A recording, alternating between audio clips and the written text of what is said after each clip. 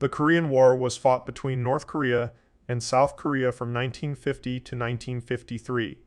The war began on 25 June 1950 when North Korea invaded South Korea following clashes along the border and rebellions in South Korea. North Korea was supported by China and the Soviet Union, while South Korea was supported by the United States and allied countries. The fighting ended with an armistice on 27 July 1953. In 1910, Imperial Japan annexed Korea, where it ruled for 35 years until its surrender at the end of World War II on 15 August 1945. The United States and the Soviet Union divided Korea along the 38th parallel into two zones of occupation. The Soviets administered the northern zone and the Americans administered the southern zone. In 1948, as a result of Cold War tensions, the occupation zones became two sovereign states.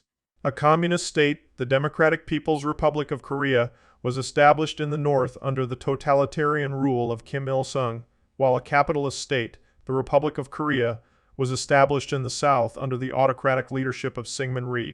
Both governments claimed to be the sole legitimate government of all of Korea, and neither accepted the border as permanent.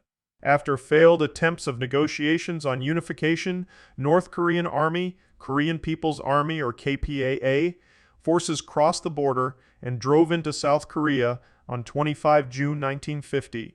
The United Nations Security Council denounced North Korea's actions as an invasion and authorized the formation of the United Nations Command and the dispatch of forces to Korea to repel it.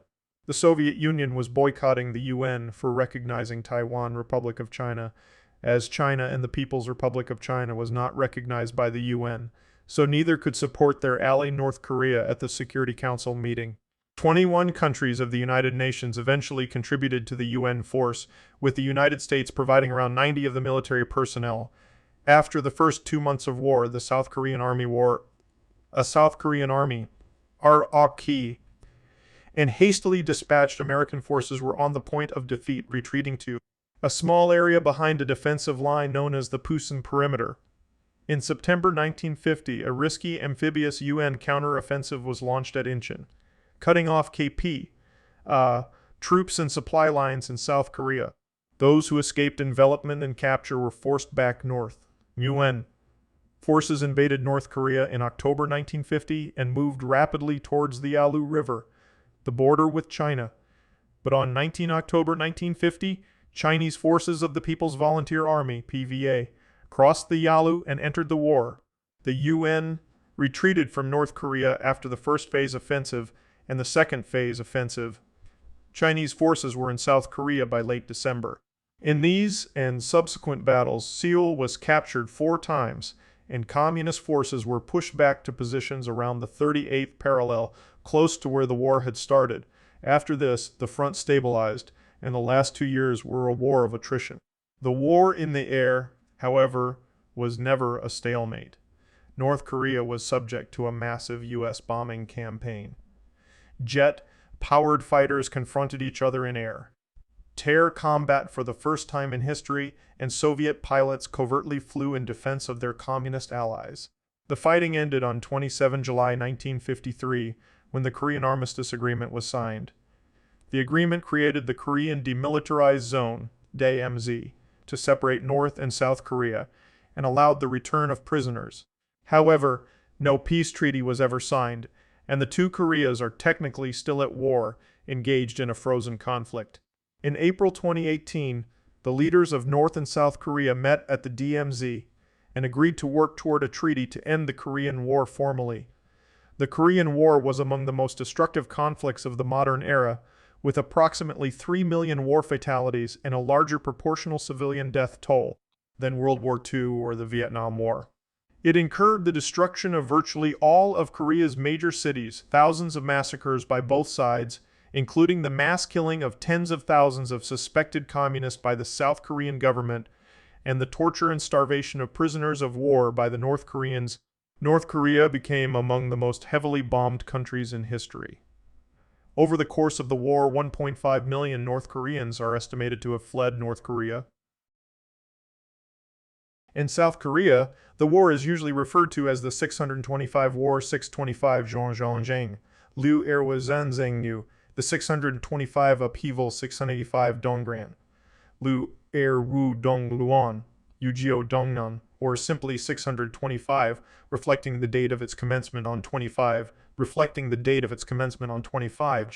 Shogu Kaibang Chonjiang, or alternatively the Choson-Korean War, Joseon Chonjiang, in mainland China. The segment of the war after the intervention of the People's Volunteer Army is most commonly and officially known as the Resisting America and Assisting Korea War.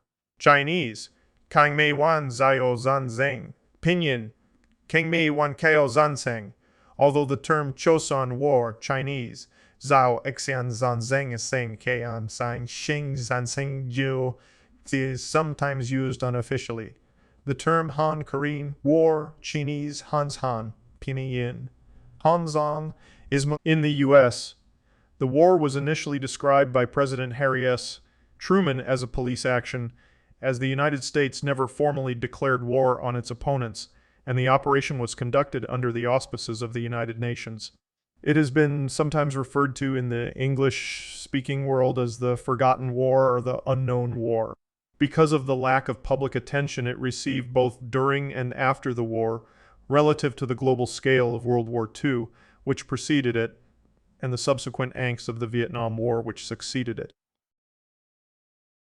Imperial Japan severely diminished the influence of China over Korea in the First Sino-Japanese War, 1894-95, ushering in the short-lived Korean Empire. A decade later, after defeating Imperial Russia in the Russo-Japanese War, 1904-5, Japan made the Korean Empire its protectorate with the Yulse Treaty in 1905, then annexed it with the Yulse Treaty in 1905, then Annexation Treaty in 1910. After that, the Korean Empire fell and Korea was directly ruled by Japan from 1910 to 1945. Many Korean nationalists fled the country. The Provisional Government of the Republic of Korea was founded in 1919 in nationalist China. It failed to achieve international recognition, failed to unite the various nationalist groups, and had a fractious relationship with its U.S.-based founding president Syngman Rhee.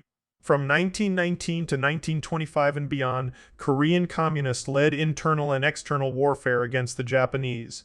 In China, the Nationalist National Revolutionary Army and the Communist People's Liberation Army and the Communist People's Liberation Army, PPLA, helped organize Korean refugees against the Japanese military, which had also occupied parts of China. The nationalist-backed Koreans, led by Ipam Sok, fought in the Burma Campaign, December 1941, August 1945. The Communists, led among others by Kim Il-sung, fought the Japanese in Korea and Manchuria. At the Cairo Conference in November 1943, China, the United Kingdom, and the United States all decided that in due course Korea shall become free and independent. At the Tehran Conference in November 1943 and the Yalta Conference in February 1945, the Soviet Union promised to join its allies in the Pacific War within 3 months of the victory in Europe. Germany officially surrendered on 8 May 1945, and the USSR declared war on Japan and invaded Manchuria on 8 August 1945, 3 months later. This was 3 days after the atomic bombing of Hiroshima. By 10 August, the Red Army had begun to occupy the north of Korea. On the night of 10 August in Washington, U.S. Colonels Dean Rusk and Charles H. Bonesteel III were assigned to divide Korea into Soviet and U.S. occupation zones and proposed the 38th parallel as the dividing line. This was incorporated into the U.S. General Order No. 1, which responded to the Japanese surrender on 15 August. Explaining the choice of the 38th parallel, Rusk observed, even though it was further north than could be realistically reached by U.S. Sea forces in the event of Soviet disagreement, we felt it important to include the capital of Korea in the area of responsibility of American troops. He noted that he was faced with the scarcity of U.S. forces immediately available and time and space factors, which would make it difficult to reach very far north before Soviet troops could enter the area. As Rusk's comments indicate, the U.S. doubted whether the Soviet government would agree to this, Soviet leader Joseph Stalin, however, maintained his wartime policy of cooperation, and on 16 August, the Red Army halted at the 38th parallel for 3 weeks to await the arrival of US forces in the South. On 7 September 1945, General Douglas MacArthur issued Proclamation No. 1 to the people of Korea announcing U.S. military control over Korea south of the 38th parallel and establishing English as the official language during military control. On 8 September 1945, U.S. Lieutenant General John R. Hodge arrived in Incheon to accept the Japanese surrender south of the 38th parallel. Appointed as military governor, Hodge directly controlled South Korea as head of the United States Army military government in Korea, USAMGI Kai 48, in December 1945-48. In December 1945, Korea was administered by U.S.-Viet Union Joint Commission as agreed at the Moscow Conference with the aim of granting independence after a 5-year trusteeship. The idea was not popular among Koreans and riots broke out. To contain them, the USAMGIK banned strikes on 8 December 1945 and outlawed the PPRK, Revolutionary Government, and the PRK, People's Committees on 12 December 1945. Following further large-scale civilian unrest, the USAMGIK declared martial law. Citing the inability of the Joint Commission to make progress, the U.S. government decided to hold an election under United Nations auspices with the aim of creating an independent Korea. The Soviet authorities and the Korean Communists refused to cooperate on the grounds that it would not be fair, and many South Korean politicians boycotted it. A general election was held in the South on 10 May 1948. North Korea held parliamentary elections 3 months later on 25 August. The resultant South Korean government promulgated a national political constitution on 17 July 1948 and elected Syngman Rhee as president on 20 July 1948. This election is generally considered to have been manipulated by the Rhee regime. The Republic of Korea, South Korea, was established on 15 August 1948. In the Soviet Korean zone of occupation, the Soviet Union agreed to the establishment of a communist government led by Kim Il-sung. The Soviet Union withdrew its forces from Korea in 1948, and U.S. troops withdrew in 1948, and U.S. troops withdrew in 1949. With the end of the war with Japan, the Chinese Civil War resumed in earnest between the Communists and the nationalist-led government. While the Communists were struggling for supremacy in Manchuria, they were supported by the North Korean government with material and manpower. According to Chinese sources, the North Koreans donated 2,000 railway cars worth of supplies, while thousands of Koreans served in the Chinese PLA during the war. North Korea also provided the Chinese Communists in Manchuria with a safe refuge for non-combatants and communications with the rest of China. The North Korean contributions to the Chinese Communist victory were not forgotten after the creation of the People's Republic of China, PEEPAIU-PET, in 1949. As a token of gratitude, between 50,000 and 70,000 Korean veterans that served in the PLA were sent back along with their weapons, and they later played a significant role in the initial invasion of South Korea. China promised to support the North Koreans in the event of a war against South Korea.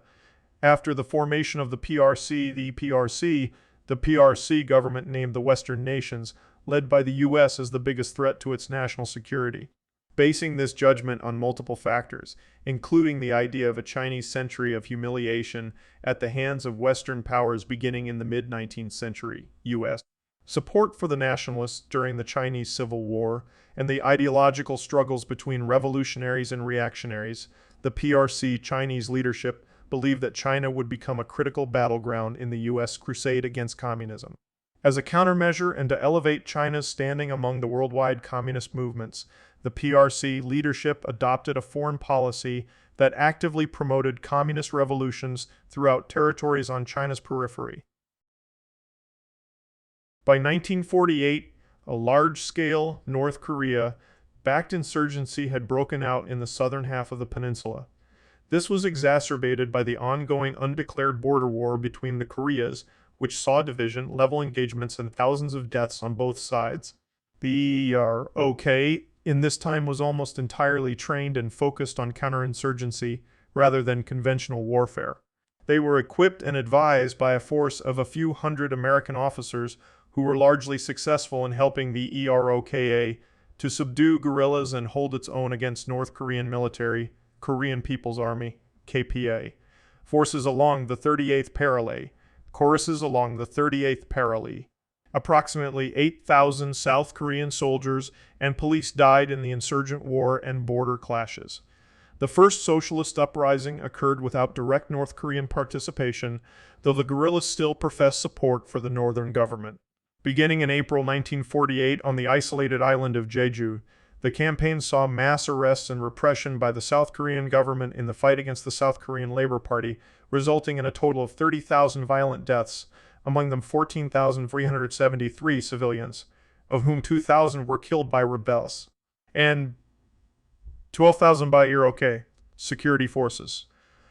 The Yeosu Suncheon Rebellion overlapped with it as several thousand army defectors waving red flags massacred right-leaning families. This resulted in another brutal suppression by the government and between 2,976 and 3,392 deaths. By May 1949, both uprisings had been crushed.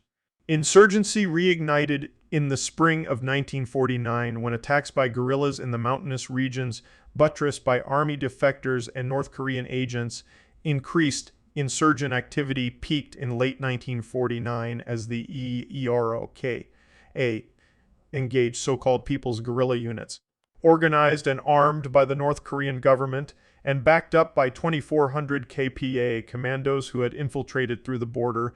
These guerrillas launched a large offensive in September aimed at undermining the South Korean government and preparing the country for the KP. Arrival in force. This offensive failed.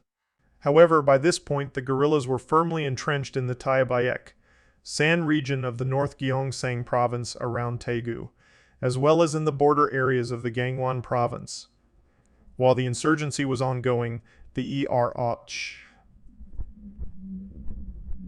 engaged in multiple battalion-sized battles along the border, starting in May 1949. Serious border clashes between South and North continued on 4 August 1949 when thousands of North Korean troops attacked South Korean troops occupying territory north of the 38th Parallel. The 2nd and 18th ROK infantry regiments repulsed initial attacks in Kuksae-bong, above the 38th Parallel, and Chungmu, and at the end of the clashes, ROK troops were completely routed. Border incidents decreased significantly by the start of 1950. Meanwhile, counterinsurgency efforts in the South Korean interior intensified. Persistent operations paired with worsening weather conditions eventually denied the guerrilla sanctuary and wore away their fighting strength. North Korea responded by sending more troops to link up with existing insurgents and build more partisan cadres. The number of North Korean infiltrators had reached 3,000 soldiers and 12 units by the start of 1950, but all of these units were destroyed or scattered by the ER. All of these units were destroyed or scattered by the ER. On 1 October 1949, the EROKA launched a three-pronged assault on the insurgents in South Kala and Taeyeg. By March 1950, the EROK claimed 5,621 guerrillas killed or captured and 1066 small arms seized. This operation crippled the insurgency. Soon after, the North Koreans made two final attempts to keep the uprising active, sending 2 battalion-sized units of infiltrators under the commands of Kim Sang-ho and Kim Moo-yeon. The 1st Battalion was reduced in annihilation to a single man over the course of several engagements by the EROK 8th Division. The 2nd Battalion was annihilated by a 2-battalion hammer and anvil maneuver by units of the EROK 6th Division, resulting in a lost toll of 584 KPU. Guerrillas 480 killed, 104 captured, and 69 RR. Troops killed, plus 184 wounded. By spring of 1950, guerrilla activity had mostly subsided. The border, too, was calm. By 1949, South Korean and U.S. military actions had reduced the active number of indigenous communist guerrillas in the South from 5,000 to 1,000. However, Kim Il-sung believed that widespread uprisings had weakened the South Korean military and that a North Korean invasion would be welcomed by much of the South Korean population.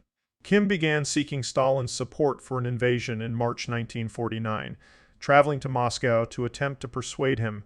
Stalin initially did not think the time was right for a war in Korea. PLO forces were still embroiled in the Chinese Civil War, while U.S. forces remained stationed in South Korea. By spring 1950, he believed that the strategic situation had changed. PLA forces under Mao Zedong had secured final victory in China. U.S. forces had withdrawn from Korea, and the Soviets had detonated their first nuclear bomb, breaking the U.S. atomic monopoly. As the U.S.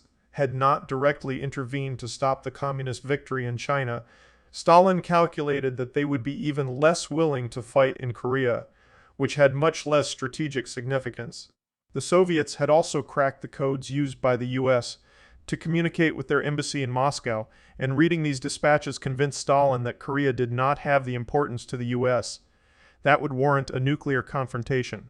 Stalin began a more aggressive strategy in Asia based on these developments, including promising economic and military aid to China through the Sino-Soviet Treaty of Friendship, Alliance, and Mutual Assistance. In April 1950, Stalin gave Kim permission to attack the government in the south under the condition that Mao would agree to send reinforcements if needed. For Kim, this was the fulfillment of his goal to unite Korea after its division by foreign powers. Stalin made it clear that Soviet forces would not openly engage in combat, to avoid a direct war with the U.S. Kim met with Mao in May 1950. Historical analyses regarding Mao's approval of Kim's plans differ. Nikita Khrushchev's memoirs were long viewed as the most authoritative source, and Khrushchev wrote that Mao approved Kim's plans because Mao viewed the matter as one for the Korean people to decide for themselves. Citing recent scholarship, Zhao Suisheng, writing in 2022, contends that Mao did not approve of Kim's plans in advance, opposing them over concerns that the U.S. would intervene and that China could be dragged into the conflict. By some accounts, Mao agreed to support the North Korean invasion despite these concerns, as China desperately needed the economic and military aid promised by the Soviets. However, Mao sent more ethnic Korean PLA veterans to Korea and promised to move an army closer to the Korean border. Once Mao's commitment was secured, preparations for war accelerated. Soviet generals with extensive combat experience from the Second World War were sent to North Korea as the Soviet Advisory Group. These generals completed the plans for the attack by May. The original plans called for a skirmish to be initiated in the Ongjin Peninsula on the west coast of Korea.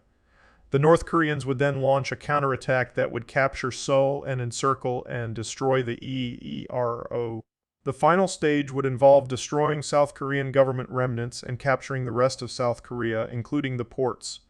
On 7 June 1950, Kim Il-sung called for a Korea-wide election on 5-8 August 1950 and a consultative conference in Haeju on 17 June 1950.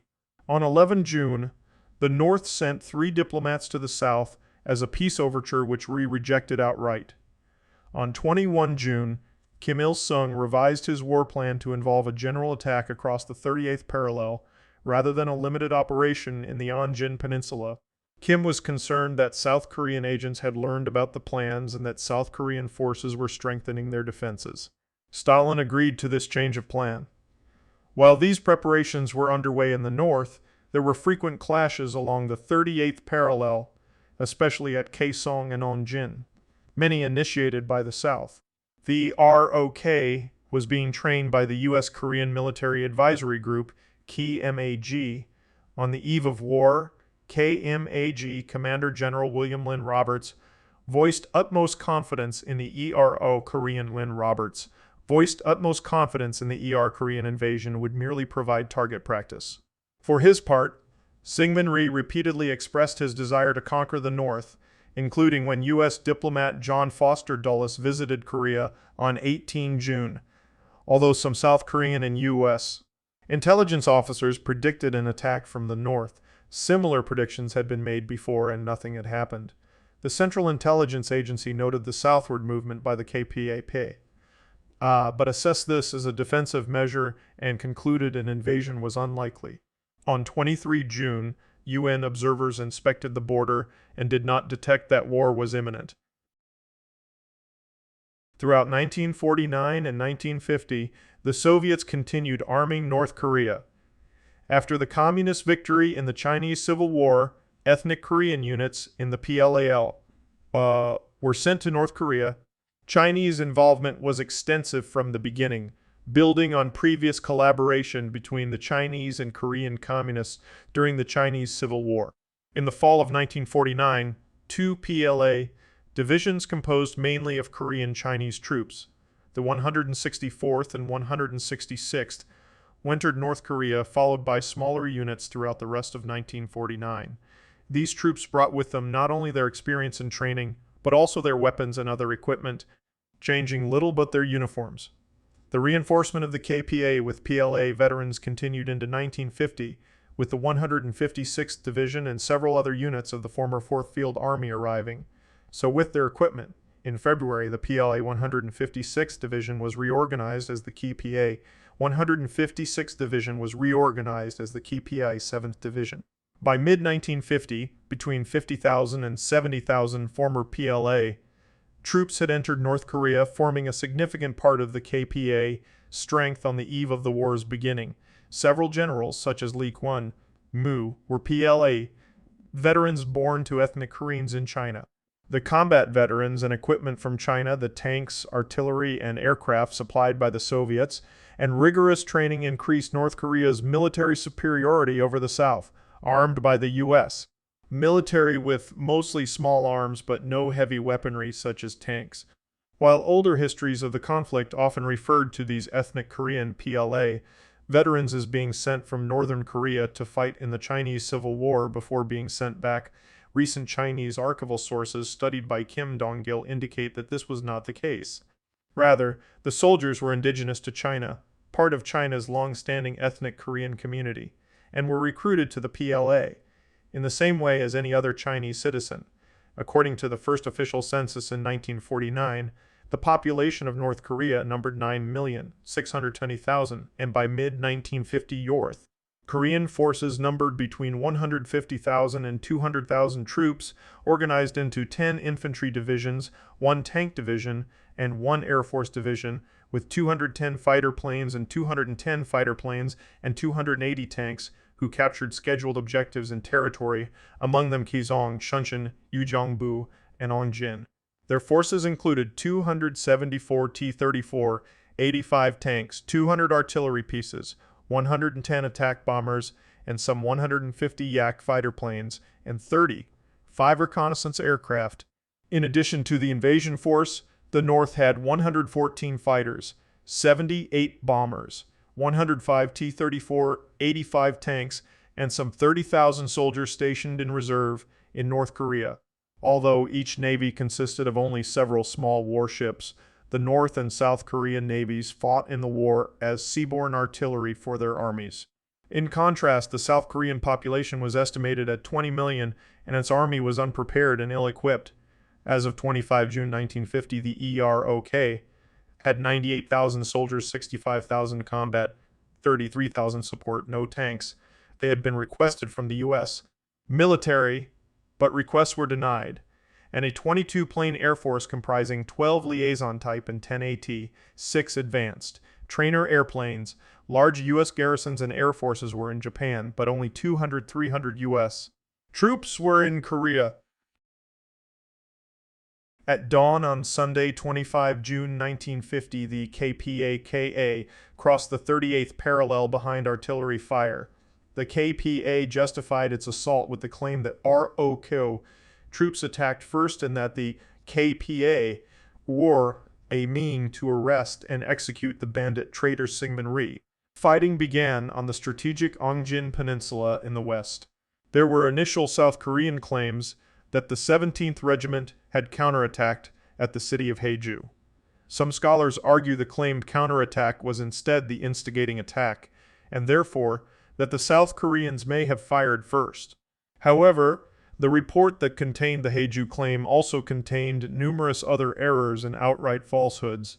Whoever fired the first shots in Ongjin, KPA forces attacked all along the 38th parallel within an hour. The KPA had a combined arms force including tanks supported by heavy artillery.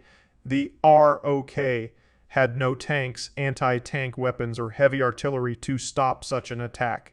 In addition, the South Koreans committed their forces in a piecemeal fashion, and these were routed in a few days. On 27 June, re-evacuated from Seoul with some of the government. On 28 June at 2 m, the AROK blew up the hanging bridge across the Han River in an attempt to stop the KP. The bridge was detonated while 4,000 refugees were crossing it and hundreds were killed. Destroying the bridge also trapped many ROK units north of the Han River. In spite of such desperate measures, Seoul fell that same day. A number of South Korean National Assemblymen remained in Seoul when it fell, and 48 subsequently pledged allegiance to the North. On 28 June, Ri ordered the massacre of suspected political opponents in his own country. In 5 days, the EROK, which had 95,000 troops on 25 June, was down to less than 22,000 troops. In early July, when U.S. forces arrived, what was left of the EROK were placed under U.S. operational command of the United Nations Command. The Truman administration was unprepared for the invasion. Korea was not included in the Strategic Asian Defense Perimeter outlined by United States Secretary of State Dean Acheson. Truman himself was at his home in Independence, Missouri. Military strategists were more concerned with the security of Europe against the Soviet Union than East Asia.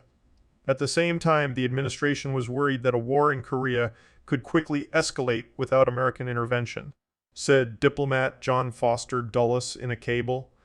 To sit by while Korea is overrun by unprovoked armed attack would start a disastrous chain of events, leading most probably to world war. While there was initial hesitance by some in the U.S.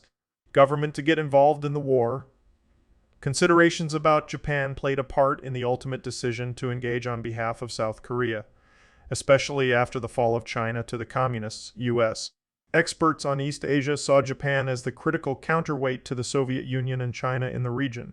While there was no U.S. policy dealing with South Korea directly as a national interest, its proximity to Japan increased the importance of South Korea, said Kim.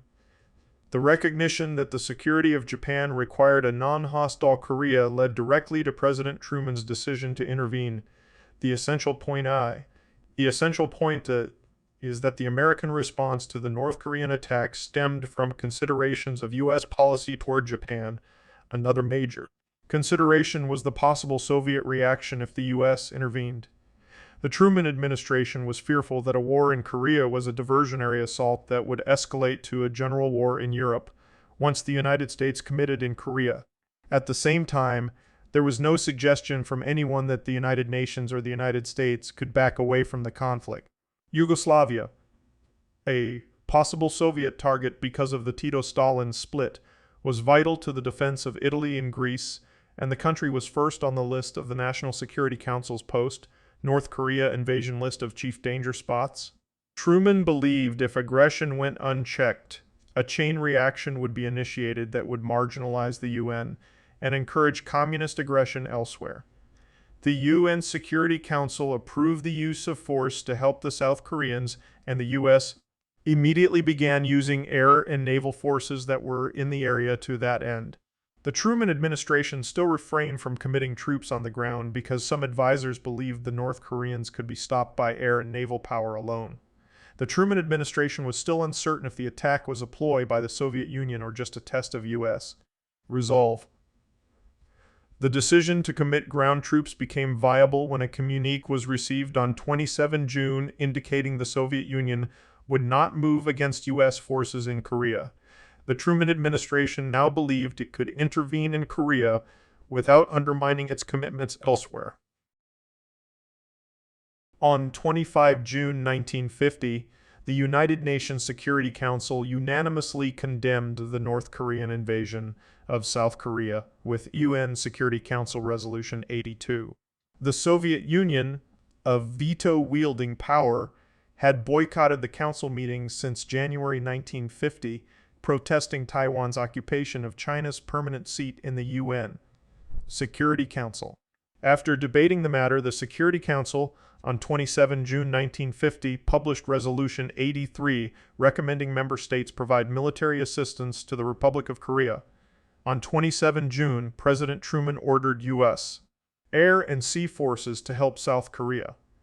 On 4 July, the Soviet Deputy Foreign Minister accused the U.S. of starting armed intervention on behalf of South Korea. The Soviet Union challenged the legitimacy of the war for several reasons. The ROK intelligence upon which Resolution 83 was based came from U.S. intelligence.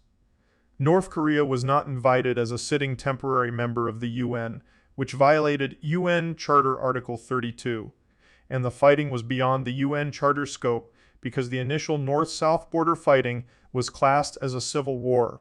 Because the Soviet Union was boycotting the Security Council at the time, legal scholars posited that deciding upon an action of this type required the unanimous vote of all the 5 permanent members, including the Soviet Union, within days of the invasion. Masses of ROK soldiers of dubious loyalty to the Syngman-Rhee regime were retreating southwards or defecting en masse to the northern side, the EKPEAA.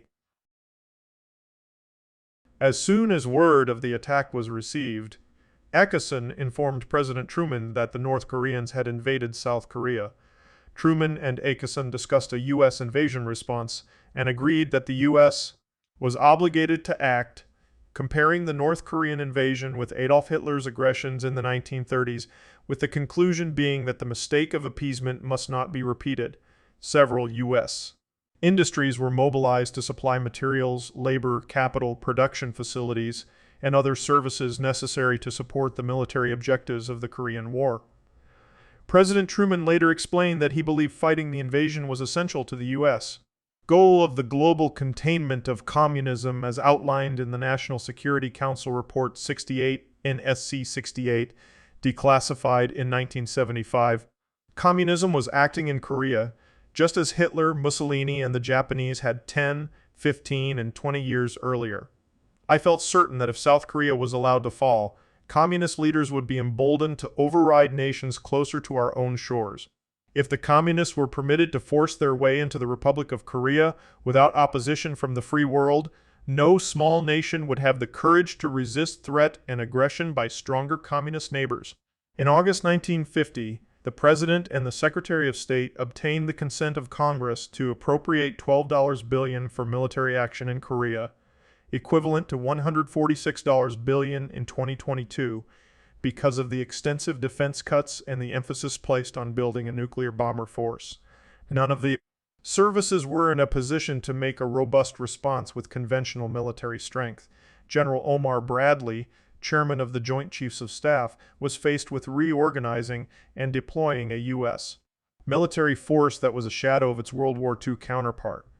Acting on Secretary of State Incheon's recommendation, President Truman ordered Supreme Commander for the Allied Powers in Japan, General Douglas MacArthur, to transfer material to the South Korean military while giving air cover to the evacuation of U.S. nationals. The President disagreed with advisors who recommended unilateral U.S. bombing of the North Korean forces and ordered the U.S. 7th Fleet to protect the Republic of China, Taiwan, whose government asked to fight in Korea. The United States denied Taiwan's request for combat, lest it provoke a PRC retaliation. Because the United States had sent the 7th Fleet to neutralize the Taiwan Strait, Chinese Premier Zhou Enlai criticized both the UN and U.S. initiatives as armed aggression on Chinese territory. The Battle of Osan, the first significant U.S. engagement of the Korean War, involved the 540-soldier Task Force Smith, which was a small forward element of the 24th Infantry Division which had been flown in from Japan.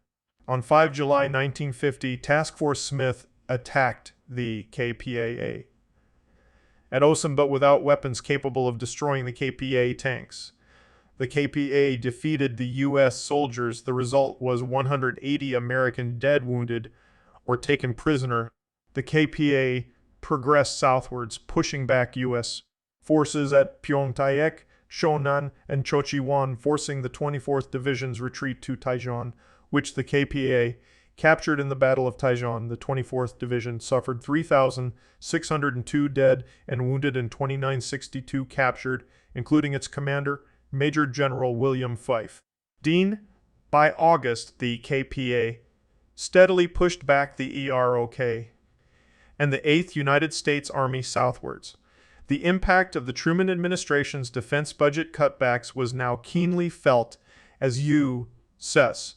Troops fought a series of costly rearguard actions, facing a veteran and well-led KPA force, and lacking sufficient anti-tank weapons, artillery, or armor.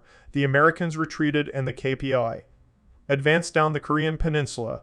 During their advance, the KPI purged South Korea's intelligentsia by killing civil servants and intellectuals. On 20 August, General MacArthur warned North Korean leader Kim Il-sung that he would be held responsible for the KPA's atrocities. By September, UN forces were hemmed into a small corner of Southeast Korea, near Pusan. This 230-kilometer, 140-mile, perimeter enclosed about 10 of Korea in a line partially defined by the Nakdong River. Although Kim's early successes led him to predict he would end the war by the end of August, Chinese leaders were more pessimistic. To counter a possible U.S. deployment, Zhou Enlai secured a Soviet commitment to have the Soviet Union support Chinese forces with air cover and deployed 260,000 soldiers along the Korean border under the command of Gao Gang. Zhou commanded Chai Cheng-wen to conduct a topographical survey of Korea and directed Li Yingfu, Zhou's military advisor in Korea, to analyze the military situation in Korea. I concluded that MacArthur would most likely attempt a landing at Incheon. After conferring with Mao that this would be MacArthur's most likely strategy, Zhou briefed Soviet and North Korean advisors of Li's findings and issued orders to PLI, commanders deployed on the Korean border, to prepare for US naval activity in the Korea Strait. In the resulting Battle of Pusan Perimeter, September 1950, the UN forces withstood KPA attacks meant to capture the city at the Naktong Bulge, Pohang, Dong, and Tag. The United States Air Force USAF interrupted KPA logistics with 40 daily ground support sorties, which destroyed 32 bridges, halting most daytime road and rail traffic. KPAPE forces were forced to hide in tunnels by day and move only at night. To deny military equipment and supplies to the KPA, the USAF destroyed logistics depots, petroleum refineries, and harbors, while the U.S. Navy Air Forces attacked transport hubs. Consequently, the overextended KPI could not be supplied throughout the South. On 27 August, 67th Fighter Squadron aircraft mistakenly attacked facilities in Chinese territory, and the Soviet Union called the UN Security Council's attention to China's complaint about the incident. The U.S. proposed that a commission of India and Sweden determine what the U.S. should pay in compensation, but the Soviets vetoed the U.S. proposal. Meanwhile, U.S. garrisons in Japan continually dispatched soldiers and military supplies to reinforce defenders in the Pusan Perimeter.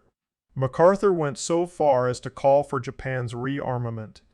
Tank battalions deployed to Korea directly from the U.S. mainland, from the port of San Francisco to the port of Pusan, the largest Korean port.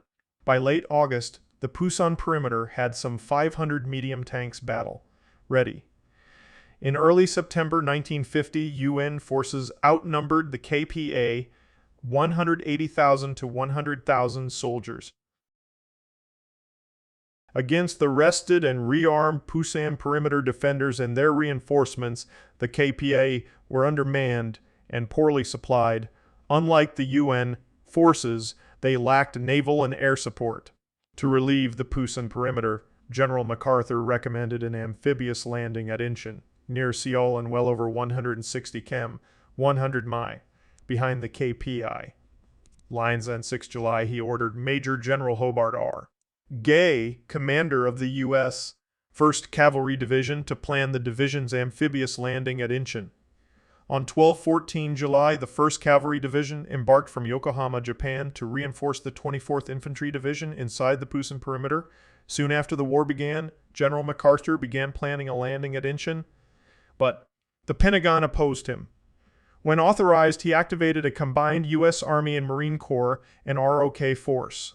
the U.S. X-Corps, led by Major General Edward Almond, consisted of 40,000 soldiers of the 1st Marine Division, the 7th Infantry Division, and around 8,600 ARC. By 15 September, the amphibious assault force faced few KPA defenders at Incheon. Military intelligence, psychological warfare, guerrilla reconnaissance, and protracted bombardment facilitated a relatively light battle. However, the bombardment destroyed most of the city of Incheon. On 16 September 8th, Army began its breakout from the Pusan Perimeter.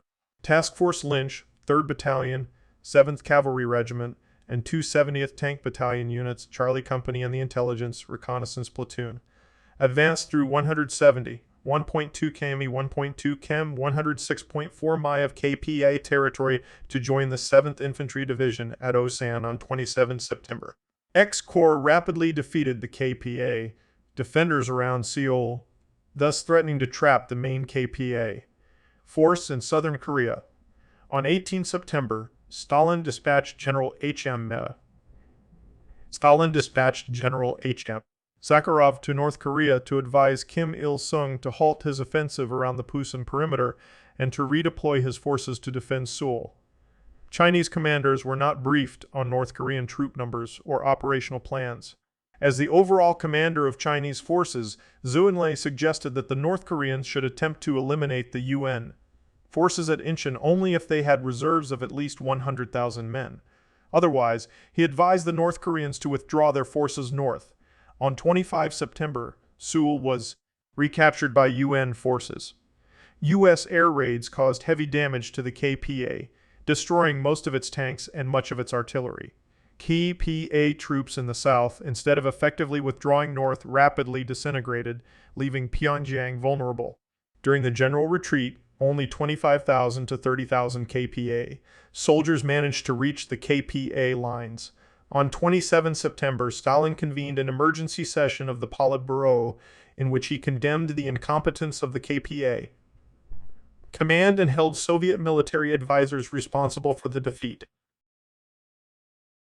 On 27 September, MacArthur received the top-secret National Security Council Memorandum 81, one from Truman reminding him that operations north of the 38th parallel were authorized only if at the time of such operation there was no entry into North Korea by major Soviet or Chinese Communist forces, no announcements of intended entry, nor a threat to counter our operations militarily. On 29 September, MacArthur restored the government of the Republic of Korea under Syngman Rhee. On 30 September, Defense Secretary George Marshall sent an eyes-only message to MacArthur. We want you to feel unhampered tactically and strategically to proceed north of the 38th parallel. During October, the South Korean police executed people who were suspected to be sympathetic to North Korea, and similar massacres were carried out until early 1950. 1. The Joint Chiefs of Staff on 27 September sent to General MacArthur a comprehensive directive to govern his future actions. The directive stated that the primary goal was the destruction of the KPAP, with unification of the Korean Peninsula under Rhee as a secondary objective if possible. The Joint Chiefs added that this objective was dependent on whether the Chinese and Soviets would intervene, and was subject to changing conditions. On 30 September, Zhou Enlai warned the U.S. that China was prepared to intervene in Korea if the U.S. crossed the 38th parallel. Zhou attempted to advise KPA commanders on how to conduct a general withdrawal by using the same tactics that allowed Chinese Communist forces to successfully escape Chiang Kai-shek's encirclement campaigns in the 1930s, but by some accounts KPA commanders did not use these tactics effectively. Historian Bruce Cummings argues, however, that the KPA's rapid withdrawal was strategic, with troops melting into the mountains from where they could launch guerrilla raids on the UN. Forces spread out on the coasts. By 1 October 1950, the UN command repelled the KP northwards past the 38th parallel. The ROK advanced after them into North Korea. MacArthur made a statement demanding the KPA's unconditional surrender. 6 days later, on 7 October, with UN authorization, the UN Command forces followed the EROK forces northwards. The X-Corps landed at Wonsan in southeastern North Korea and Riwon in northeastern North Korea on 26 October, but these cities had already been captured by ROK forces. The 8th U.S. Army drove up western Korea and captured Pyongyang on 19 October 1950. The 187th Airborne Regimental Combat Team made their first of 2 combat jumps during the Korean War on 20 October 1950 at Suncheon and Sukcheon. The mission was to cut the road north going to China, preventing North Korean leaders from escaping from Pyongyang, and to rescue U.S. prisoners of war. At month's end, UN forces held 135,000 KPA prisoners of war. As they neared the Sino-Korean border, the UN forces in the west were divided from those in the east by 8,161 km, 5,161 km, 5,100 mi of mountainous terrain.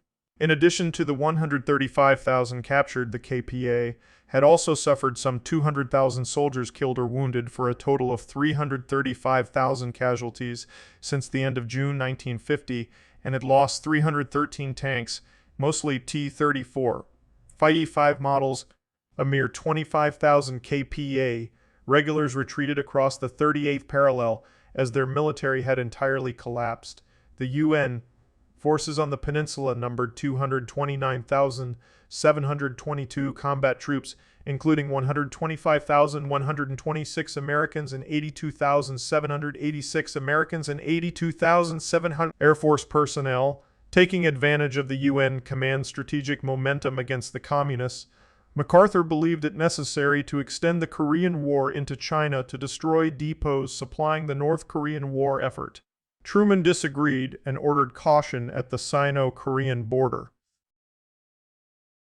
On 30 June 1950, 5 days after the outbreak of the war, Zhou Enlai, Premier of the PRC and Vice Chairman of the Central Military Committee of the Central Military Committee of the CCP, TCMCC, decided to send a group of Chinese military intelligence personnel to North Korea to establish better communications with Kim Tu, Zhang-as, well as to collect first-hand materials on the fighting.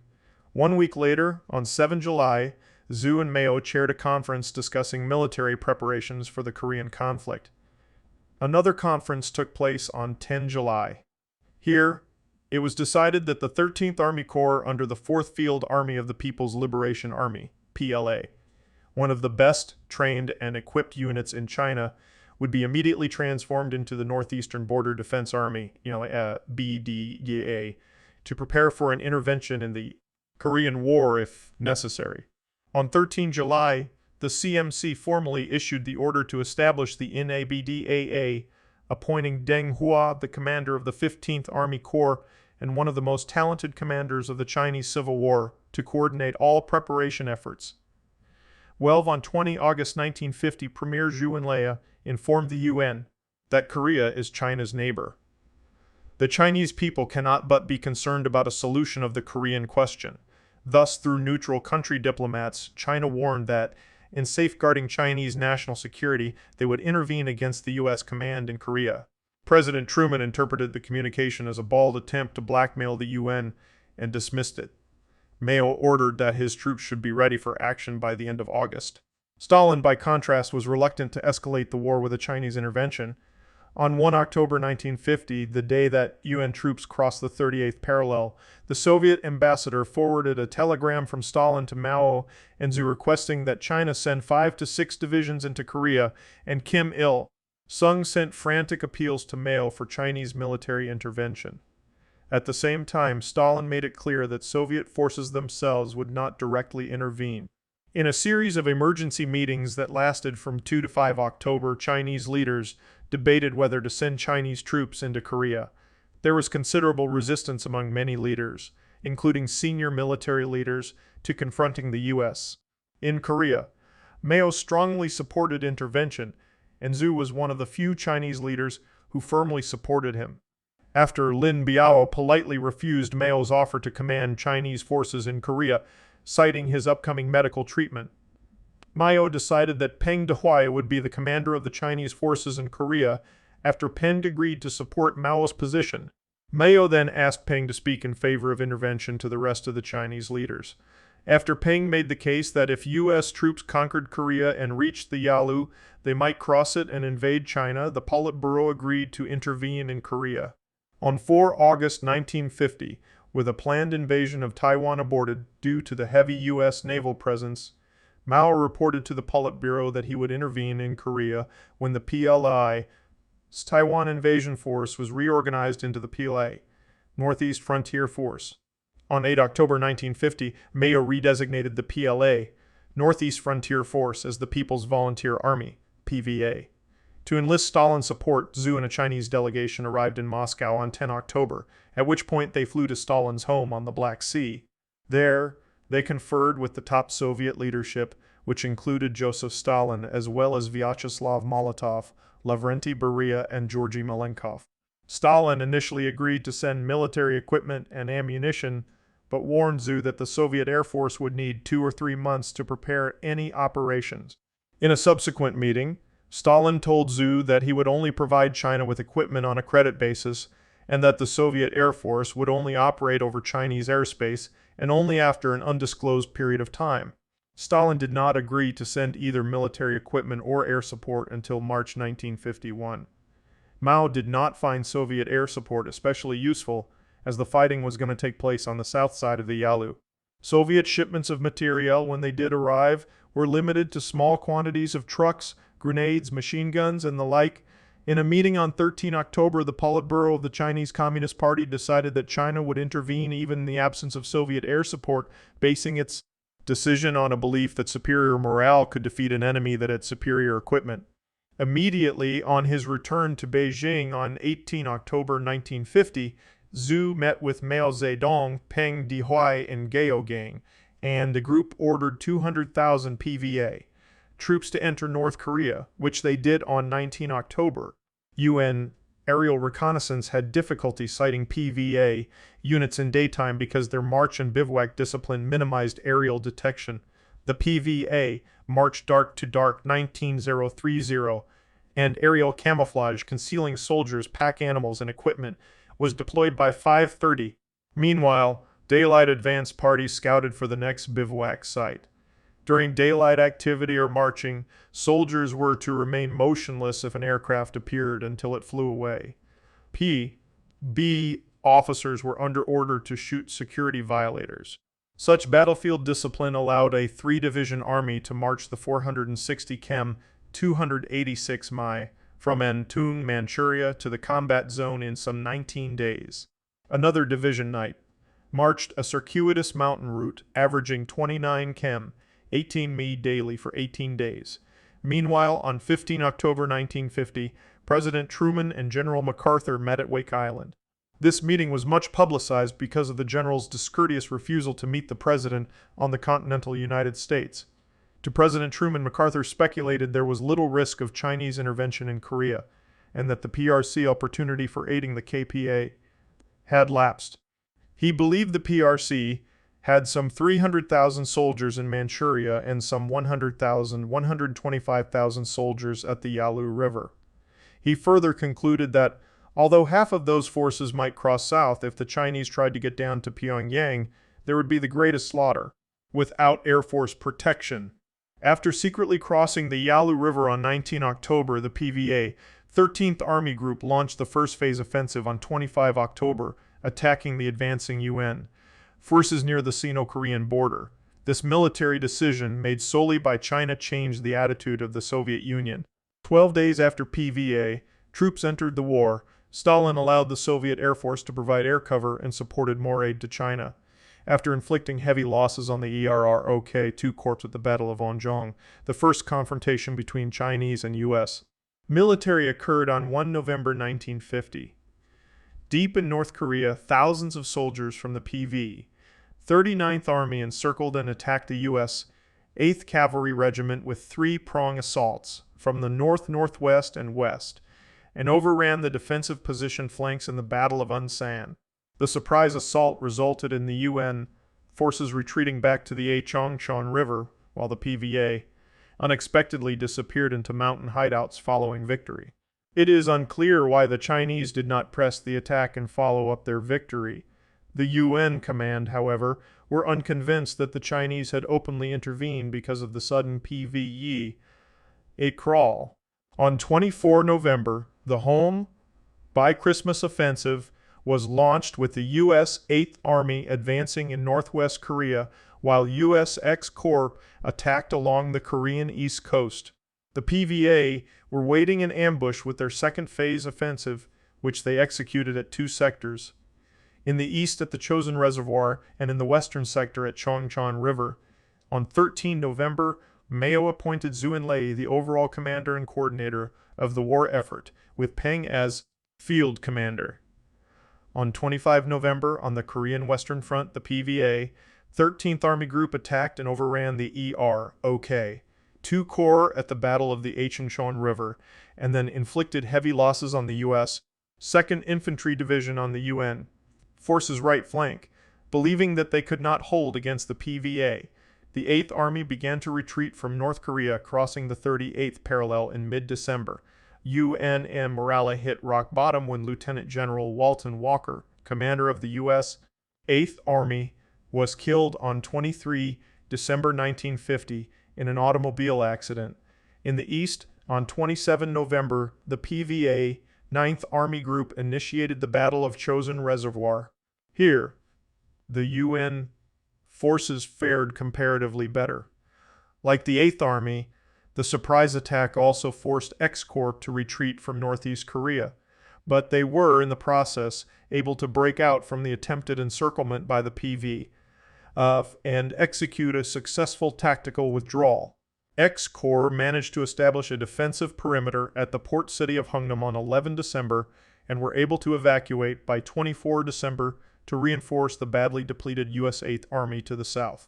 During the evacuation, about 193 shiploads of UN forces and materiel, approximately 105,000 soldiers, 98,000 civilians, 17,500 vehicles, and 350,000 tons of supplies were evacuated to Pusan.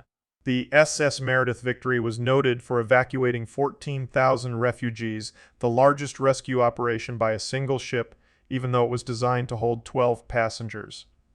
Before escaping, the UN forces razed most of Hungnam City with particular attention to the port facilities. The UN retreat from North Korea also saw the massive evacuation from the capital city of Pyongyang. In early December, UN forces, including the British Army's 29th Infantry Brigade, evacuated Pyongyang, along with large numbers of refugees. Around 4.5 million North Koreans are estimated to have fled from North Korea to either the south or elsewhere abroad. On 16 December 1950, President Truman declared a national state of emergency with Presidential Proclamation No. 2914-3 CEFR 99, 1953, which remained in force until 14 September 1978.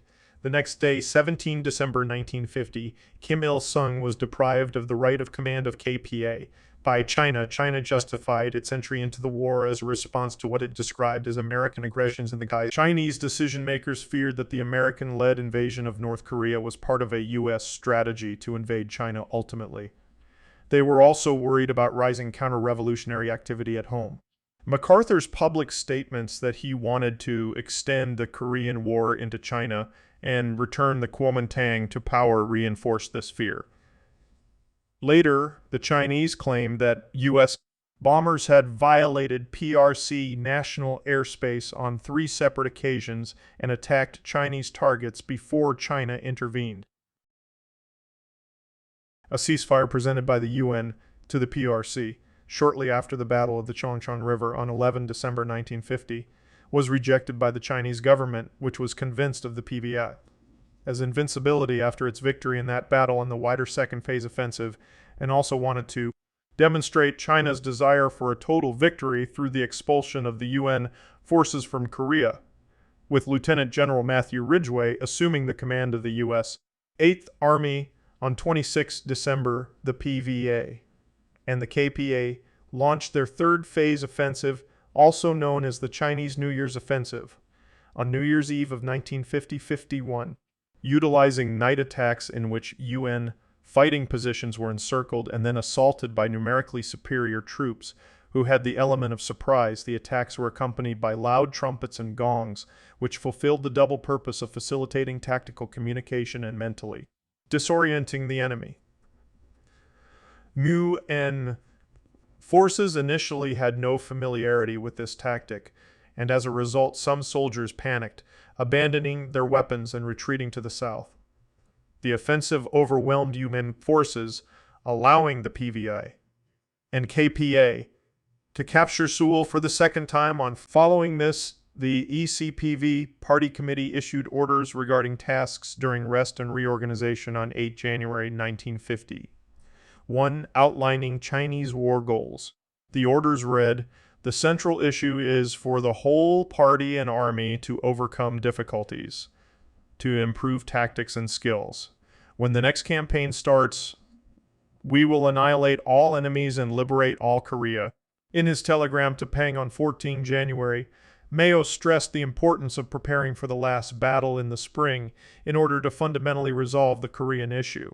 These setbacks prompted General MacArthur to consider using nuclear weapons against the Chinese or North Korean interiors, intending radioactive fallout zones to interrupt the Chinese supply chains. However, upon the arrival of the charismatic General Ridgway, the esprit de corps of the bloodied 8th Army immediately began to revive. Forces retreated to Suwon in the west, Wonju in the center, and the territory north of Samshuk in the east, where the battlefront stabilized and held.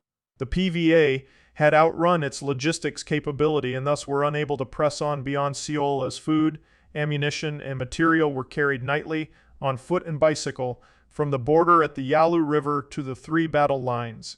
In late January, upon finding that the PVA had abandoned their battle lines, General Ridgway ordered a reconnaissance in force, which became Operation Thunderbolt, 25 January 1951. A full-scale advance followed, which fully exploited the UN's air superiority, concluding with the UN forces reaching the Han River and recapturing Wonju. Following the failure of ceasefire negotiations in January, the United Nations General Assembly passed Resolution 498 on 1 February, condemning the PRC as an aggressor and called upon its forces to withdraw from Korea. In early February, the ROK 11th Division ran an operation to destroy guerrillas and pro-DP RAR sympathizers in southern Korea.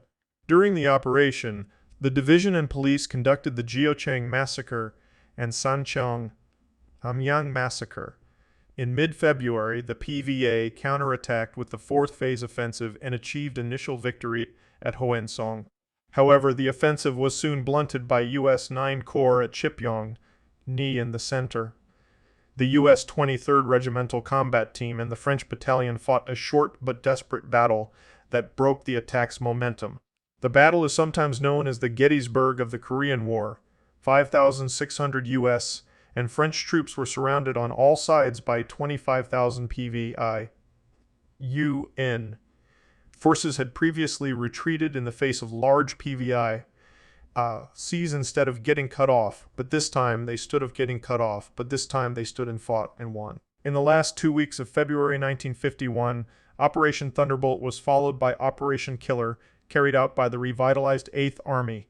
It was a full-scale battlefront, length attack staged for maximum exploitation of firepower to kill as many key PA and PB troops as possible. Operation Killer concluded with U.S. I Corps occupying the territory south of the Han River and 9 Corps capturing Hoensong.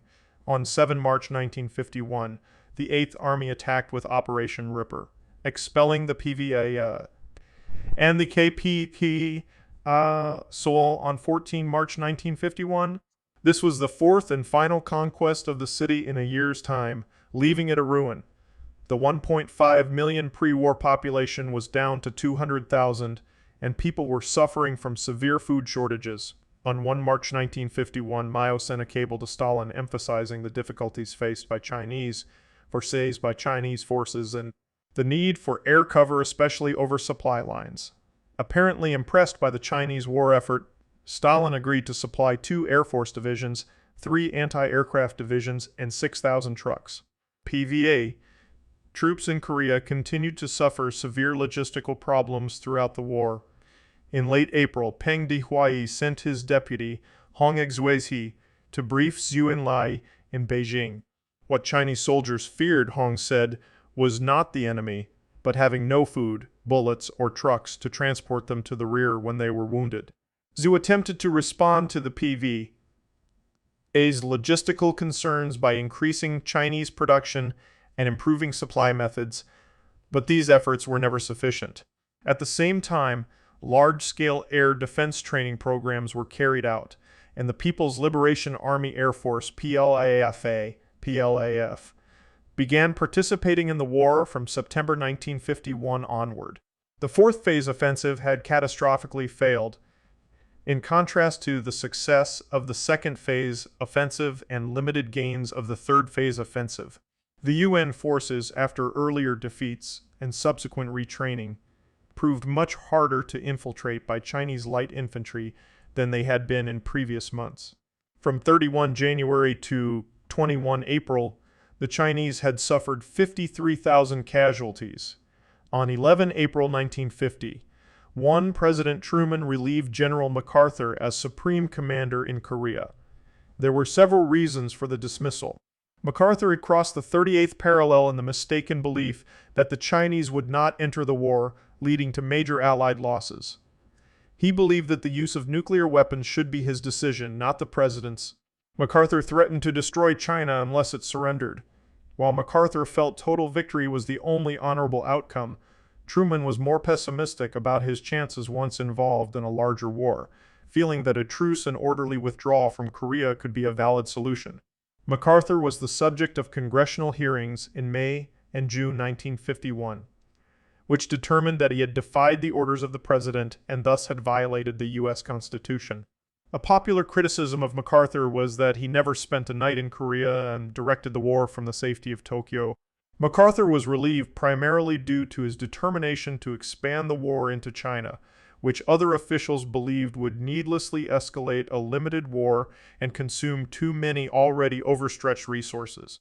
Despite MacArthur's claims that he was restricted to fighting a limited war when China was fighting all out, congressional testimony revealed China was using restraint as much as the USU was, as they were not using air power against frontline troops, communication lines, ports, naval air forces, or staging bases in Japan, which had been crucial to the survival of UN forces in Korea.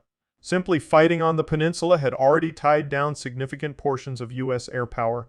As Air Force Chief of Staff Hoyt Vandenberg said, 80-85 of the tactical capacity, 1/4 of the strategic portion, and 20 of air defense forces of the USAF were engaged in a single country.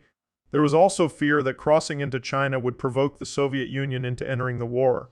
General Omar Bradley testified that there were 35 Russian divisions totaling some 500,000 troops in the Far East, and if sent into action with the approximately 85 Russian submarines in the vicinity of Korea, they could overwhelm U.S. forces and cut supply lines, as well as potentially assist China in taking over territory in Southeast Asia. General Ridgway was appointed Supreme Commander in Korea, and he regrouped the UN forces for successful counterattacks, while General James Van Fleet assumed command of the U.S. 8th Army. Further attacks slowly depleted the PVA and KPA forces. Operations Courageous 23-28 March 1951 and Tomahawk 23 March 1951, a combat jump by the 187th Airborne Regimental Combat Team, were a joint ground and airborne infiltration meant to trap PV forces between Asong and Sa. UN forces advanced to the Kansas line, north of the 38th parallel. The PVA counterattacked in April 1951 with the fifth phase offensive with 3 field armies, approximately 700,000 men. The first thrust of the offensive fell upon I Corps, which fiercely resisted in the Battle of the Imjin River, 22-25 April 1951, and the Battle of Kapyong, 22-25 April 1951, blunting the impetus of the offensive, which was halted at the no-name line north of Seoul. Casualty ratios were grievously disproportionate. Peng had expected a 1-1 ratio, but instead, Chinese combat casualties from 22 to 29 April totaled between 40,000 and 60,000, compared to only 4,000 and 60,000 compared to only 4,000 for the UN, and 15-1 By the time Pang had called off the attack in the western sector on 29 April, the three participating armies had lost a third of their frontline combat strength within a week. Additional casualties were incurred on 30 April.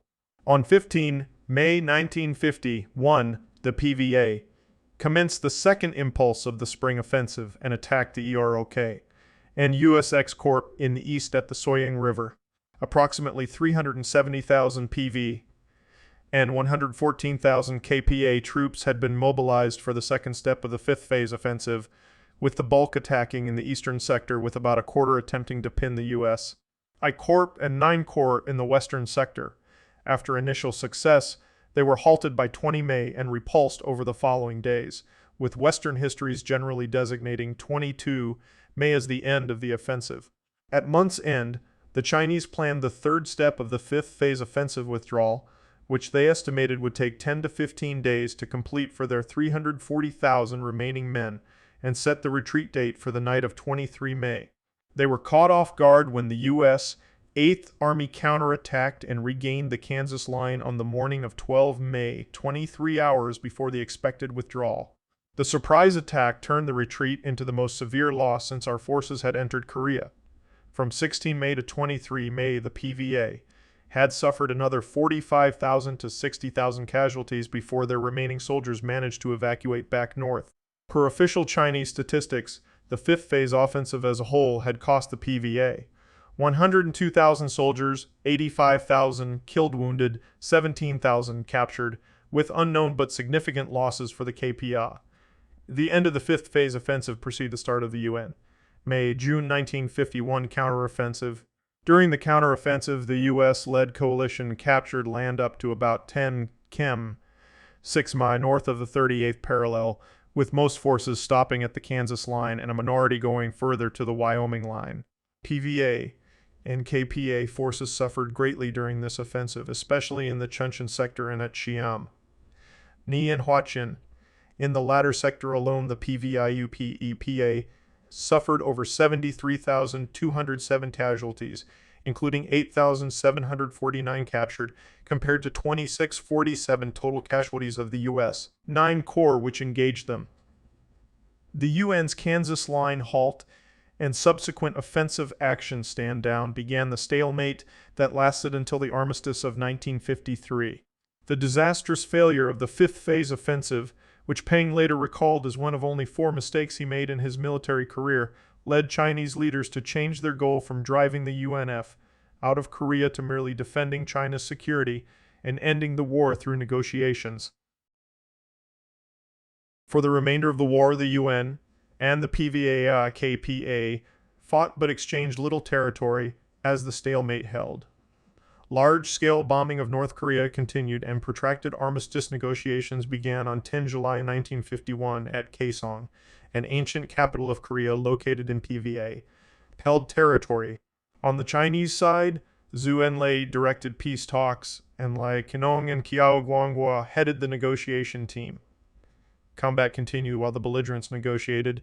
The goal of the UNN forces was to recapture all of South Korea and to avoid losing territory. The PVA and the KPA attempted similar operations and later effected military and psychological operations to test the UN command's resolve to continue the war.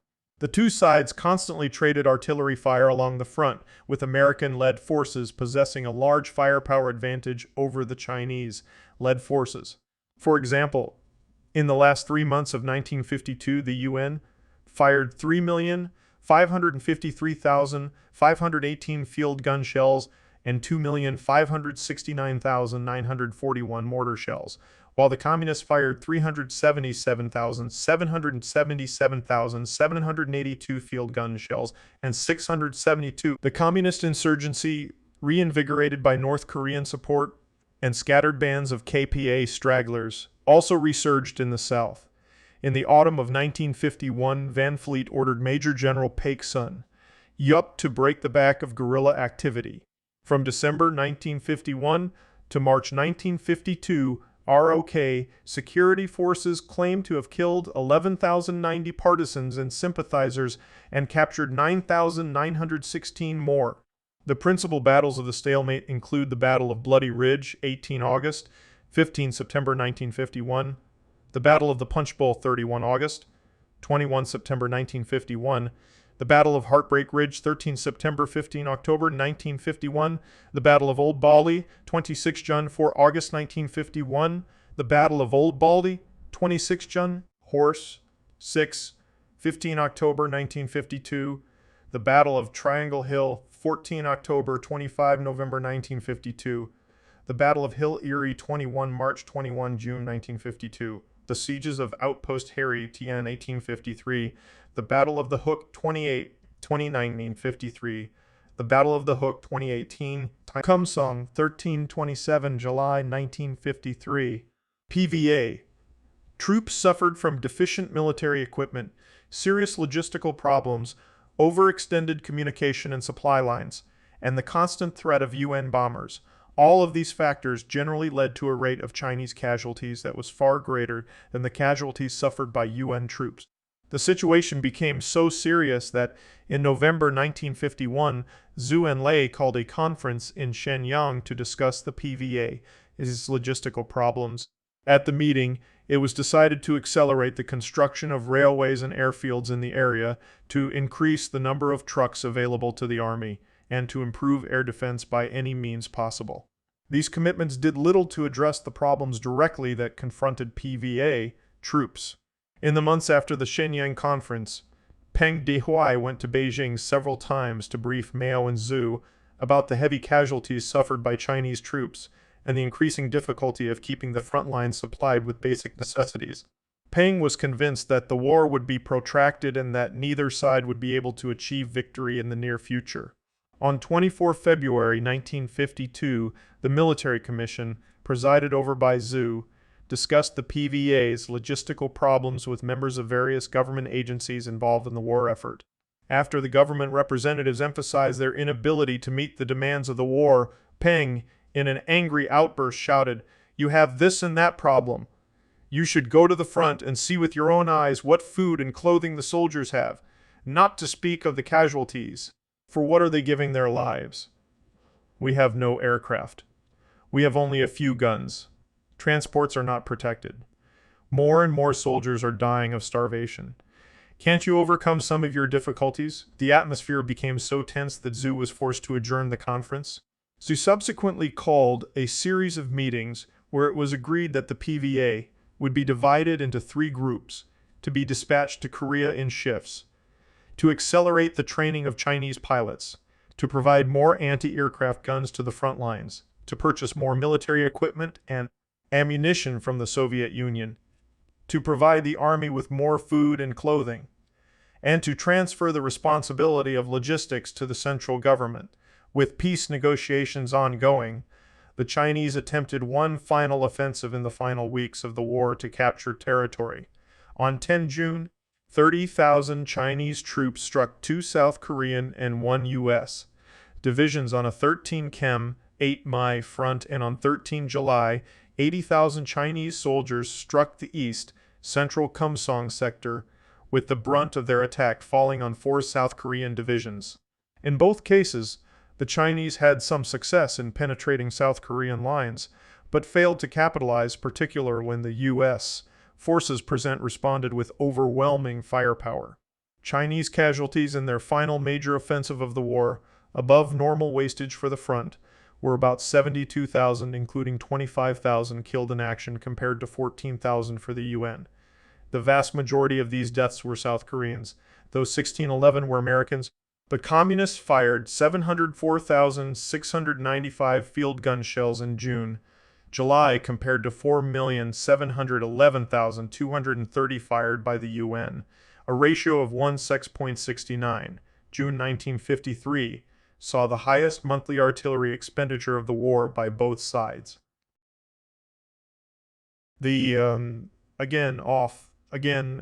Armistice negotiations continued for 2 years.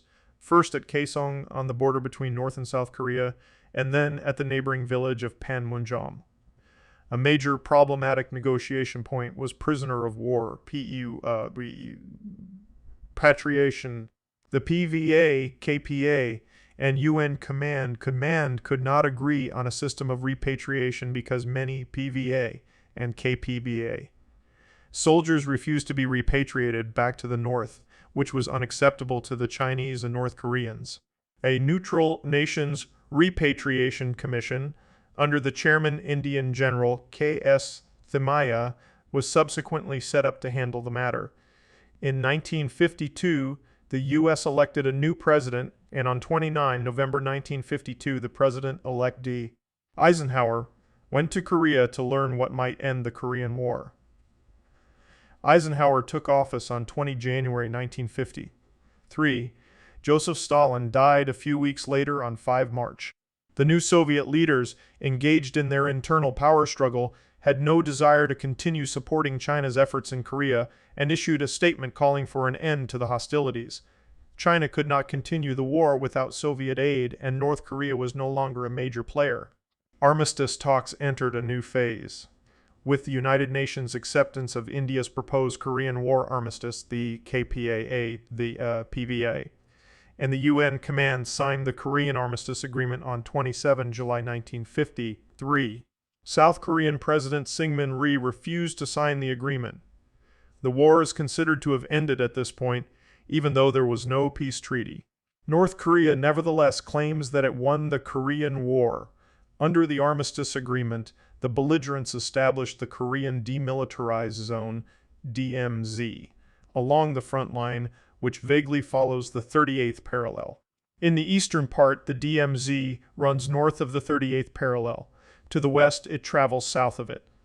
Kaesong, site of the initial armistice negotiations, was originally in pre-war South Korea, but now is part of North Korea. The DMZ has since been patrolled by the KPA and the EROK, and the U.S., still operating as the UN Command. The armistice also called upon the governments of South Korea, North Korea, China, and the United States to participate in continued peace talks. After the war, Operation Glory was conducted from July to November 1954 to allow combatant countries to exchange their dead. The remains of 4,167 U.S. Army and U.S. Marine Corps dead were exchanged for 13,528 KPA and PVA dead and 546 civilians dead in UN prisoner war camps were delivered to the South Korean government. After Operation Glory, 416 Korean War unknown soldiers were buried in the National Memorial Cemetery of the Pacific, the Punch Bowl, on the island of Oahu, Hawaii. Defense Prisoner of War Missing Personnel Office, DPMO, records indicate that the PRC and North Korea transmitted 1,394 names, of which 858 were correct. From 4,167 containers of returned remains, forensic examination identified 4,219 individuals. Of these, 2,944 were identified as from the U.S., and all but 416 were identified by name. From 1996 to 2006, North Korea recovered 220 remains near the Sino-Korean border. The Korean Armistice Agreement provided for monitoring by an international commission. Since 1953, the Neutral Nations Supervisory Commission, NNSC, composed of members from the Swiss and Swedish armed forces, has been stationed near the DMES. In April 1975, South Vietnam's capital was captured by the People's Army of Vietnam. Encouraged by the success of the Communist Revolution in Indochina, Kim Il-sung saw it as an opportunity to invade the South. Kim visited China in April of that year and met with Mao Zedong and Zhou Enlai to ask for military aid. Despite Pyongyang's expectations, however, Beijing refused to help North Korea for another war in Korea. Since the armistice, there have been numerous incursions and acts of aggression by North Korea. From 1966 to 1969, a large number of cross-border incursions took place in what has been referred to as the Korean DMZ conflict or the Second Korean War. In 1968, a North Korean commando team unsuccessfully attempted to assassinate South Korean President Park Chung-hee in the Blue House raid. In 1976, the axe murder incident was widely publicized. Since 1974, 4 incursion tunnels leading to Seoul have been uncovered. In 2010, a North Korean submarine torpedoed and sank the South Korean corvette ROK Incheon, resulting in the deaths of 46 sailors. Again, in 2010, North Korea fired artillery shells on Yeonpyeong Island, killing 2 military personnel and 2 civilians. After a new wave of UN sanctions, on 11 March 2013, North Korea claimed that the armistice had become invalid.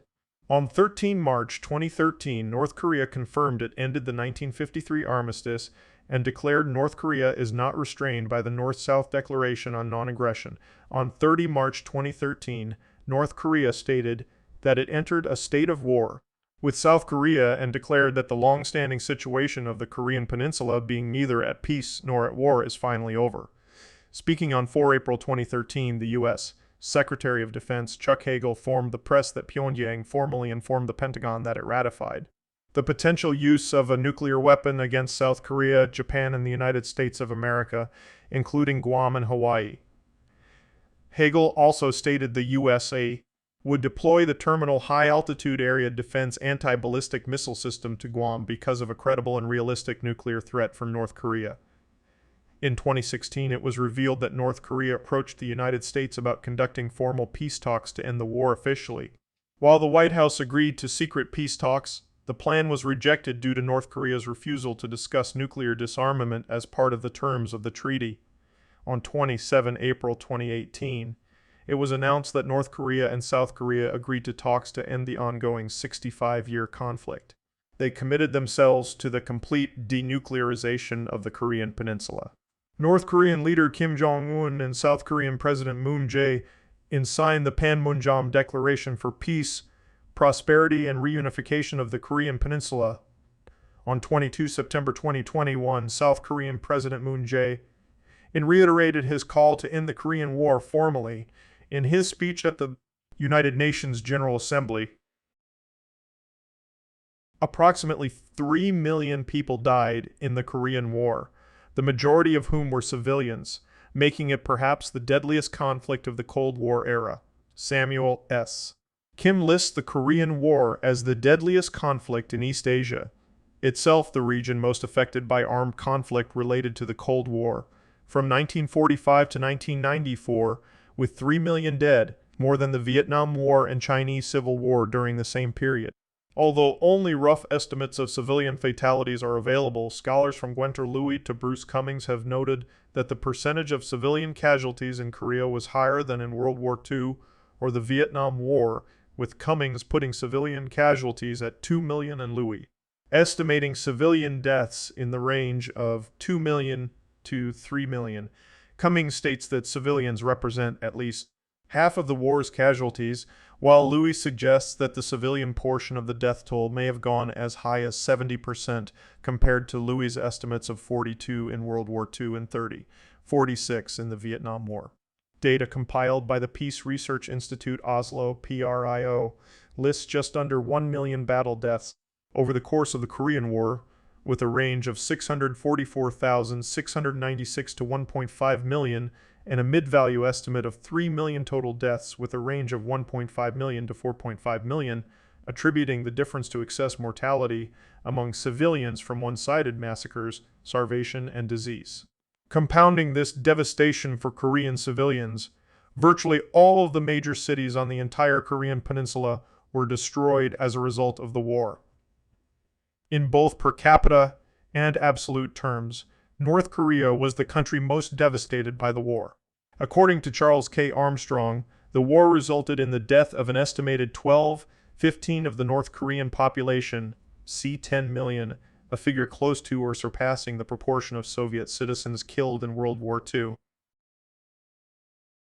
South Korea reported some 137,899 military deaths and 24,495 missing, 450,742 wounded, 8,343 PUW. According to the data from the U.S. Department of Defense, the U.S. suffered 33,608. There were 17,730 other non-battle U.S. military deaths that occurred outside Korea during the same period that were erroneously included as Korean War deaths until 2000. In addition, the U.S. suffered 103,284 wounded in action. The United Nations losses, excluding those of the United States or South Korea, amounted to 4,140, one dead and 12,044 wounded in action. American combat casualties were over 90% of non-Korean UN losses. U.S. battle deaths were 8,516 up to their first engagement with the Chinese on 1 November 1950. The first 4 months of the Korean War, that is, the war prior to the Chinese intervention, which started near the end of October, were by far the bloodiest per day for the U.S. forces as they engaged and destroyed the comparatively well-equipped KPI. In intense fighting, American medical records show that from July to October 1950, the U.S. Army sustained 31% of the combat deaths it ultimately incurred in the entire 37-month war. The U.S. spent $30 billion in total on the war. Some 1,789,000 American soldiers served in the Korean War, accounting for 31% of the 5,720,000 Americans who served on active duty worldwide from June 1950 to July 1950 to July 1953. Deaths from the other non-American UN militaries totaled 3,730, with another 379 missing. Data from official Chinese sources reported that the PVA had suffered 114,000 battle deaths, 21,000 deaths from wounds, 13,000 deaths from illness, 340,000 wounded, and 7,600 missing during the war. 7,600 missing during the war. 7,110 Chinese POWs were repatriated to China. In 2010, the Chinese government revised their official tally of war losses to 183,108 dead, 114,084 in combat, 70,000 deaths from wounds, illness, and other causes, and 25,621 missing. Overall, 73% of Chinese infantry troops served in Korea, 25 of 34 armies, or 79 of 109 infantry divisions, were rotated in. More than 52% of the Chinese Air Force, 55% of the tank units, 67% of the artillery divisions, and 100% of the railroad engineering divisions were sent to Korea as well. Chinese soldiers who served in Korea faced a greater chance of being killed than those who served in World War II or the Chinese Civil War. In terms of financial cost, China spent over 10 billion yuan on the war, roughly US $3.03 billion, not counting USSRs. 3 billion, not counting USSRs. That had been donated or forgiven. This included $1.03 billion in money owed to the Soviet Union by the end of it. This was a relatively large cost, as China had only 1/25 the national income of the United States. Spending on the Korean War constituted 43% of China's annual government budget from 1950 to 1953, depending on the year. Despite its underdeveloped economy, Chinese military spending was the world's fourth largest globally for most of the war after that of the United States, the Soviet Union, and the United Kingdom. However, by 1953, with the winding down of the Korean War, which ended halfway through the year, and the escalation of the First Indochina War, which reached its peak in 1953-1954, French spending also surpassed Chinese spending by about a third, according to the South Korean Ministry of National Defense. North Korean military losses totaled 294,151 dead, 91,206 missing, and 206 missing and 206, giving North Korea the highest military deaths of any belligerent in both absolute and relative terms. The PRIO battle deaths dataset gave a similar figure for North Korean military deaths of 316,579. Chinese sources reported similar figures for the North Korean military of 290,000 casualties and 90,000 captured. The exact financial cost of the war for North Korea is unknown, but was known to be massive in terms of both direct losses and lost economic activity. The country was devastated both by the cost of the war itself and the American strategic bombing campaign, which, among other things, destroyed 85% of North Korea's buildings and 95% of its power generation capacity.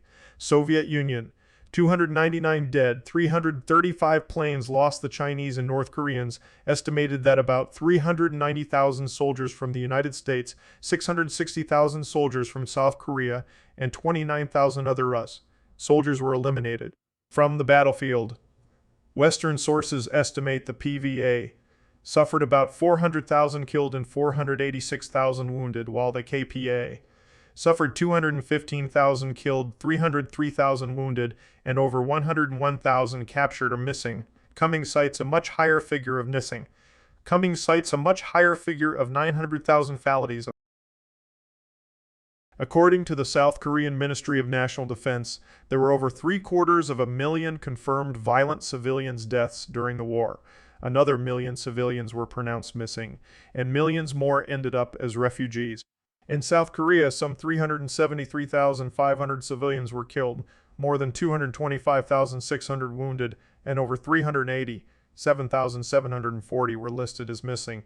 During the first communist occupation of Seoul alone, the KPA massacred 120,936 civilians and 930,936 civilians and 930. On the other side of the border, some 1,594,000 North Koreans were reported as casualties, including 406,000 civilians reported as killed and 680,000 missing. Over 1.5 million North Koreans fled to the south during the war. In a post-war analysis of the unpreparedness of U.S. Army forces deployed to Korea during the summer and fall of 1950, Army Major General Floyd L. Parks stated that many who never lived to tell the tale had to fight the full range of ground warfare from offensive to delaying action, unit by unit, man by man by man. That we were able to snatch victory from the jaws of defeat does not relieve us from the blame of having placed our own flesh and blood in such a predicament. By 1950, U.S. Secretary of Defense Louis A. Johnson had established a policy of faithfully following President Truman's defense economization plans and had aggressively attempted to implement it even in the face of steadily increasing external threats. He consequently received much of the blame for the initial setbacks in Korea and the widespread reports of ill-equipped and inadequately trained USC military forces in the war's early stages. As an initial response to the invasion, Truman called for a naval blockade of North Korea and was shocked to learn that such a blockade could be imposed only on paper, since the U.S. Navy no longer had the warships with which to carry out his request. Army officials, desperate for weaponry, recovered Sherman tanks and other equipment from World War II Pacific battlefields and reconditioned them for shipment to Korea. Army ordnance officials at Fort Knox pulled down the 26 Pershing tanks from display pedestals around Fort Knox in order to equip the 3rd Company of the Army's hastily formed 70th Tank Battalion. Without adequate numbers of tactical fighter bomber aircraft, the Air Force took F-51 P-51 propeller-driven aircraft out of storage or from existing Air National Guard squadrons and rushed them into front line service. A shortage of spare parts and qualified maintenance personnel resulted in improvised repairs and overhauls. A Navy helicopter pilot aboard an active-duty warship recalled fixing damaged rotor blades with masking tape in the absence of spares.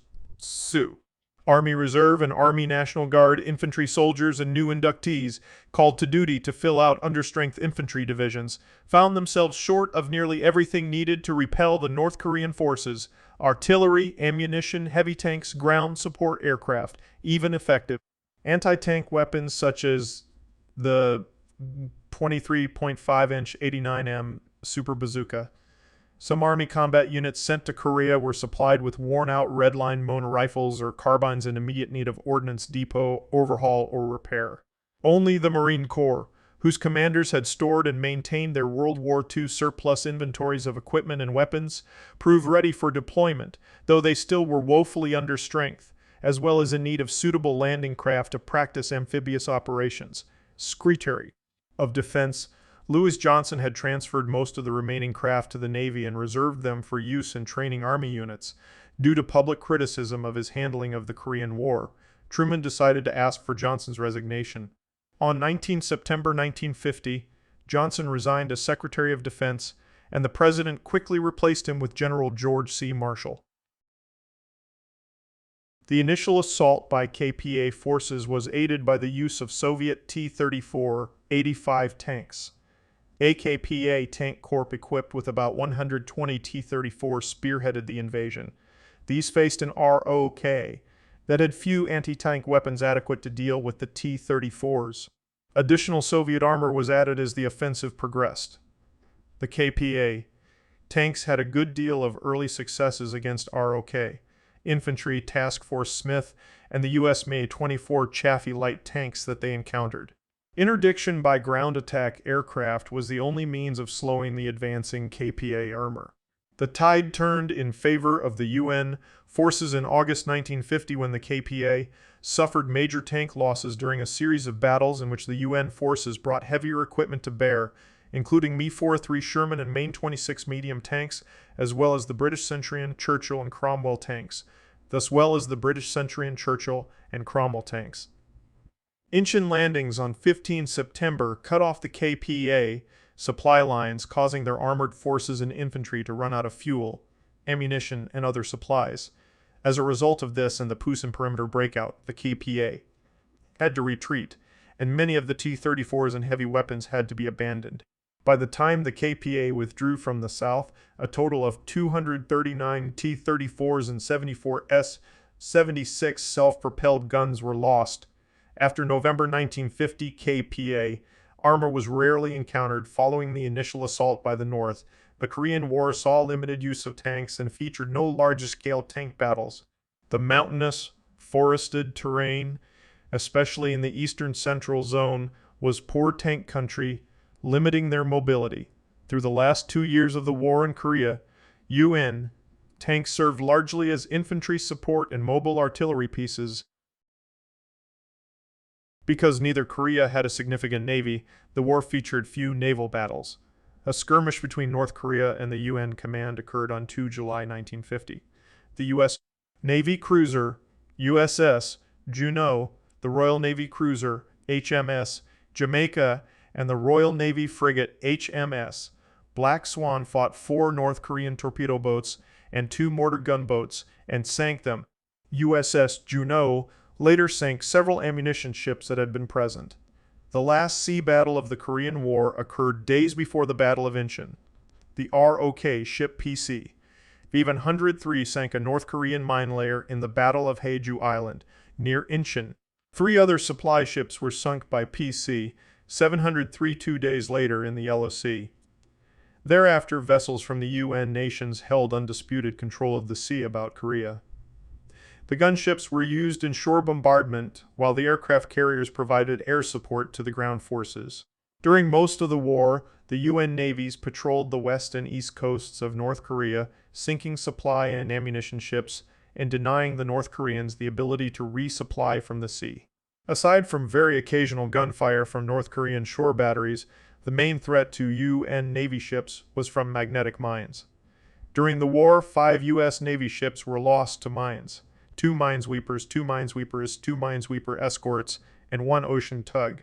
Mines and gunfire from North Korean coastal artillery damaged another 87 U.S. warships, resulting in slight to moderate damage. The war was the first in which jet aircraft played the central role in air combat. Once, formidable fighters such as the P-51 Mustang, Afuru Corsair, and Hawker Sea Fury, all piston engine, propeller, driven and designed during World War II, relinquished their air superiority roles to a new generation of faster jet-powered fighters arriving in the theater. For the initial months of the war, the P-80 Shooting Star, Fine F Panther, Gloucester Meteor, and other jets under the UN flag dominated the Korean People's Air Force. PAA, propeller-driven Soviet Yakovlev Yak-9 and Lavochkin La-9 and Lavochkin La-9s.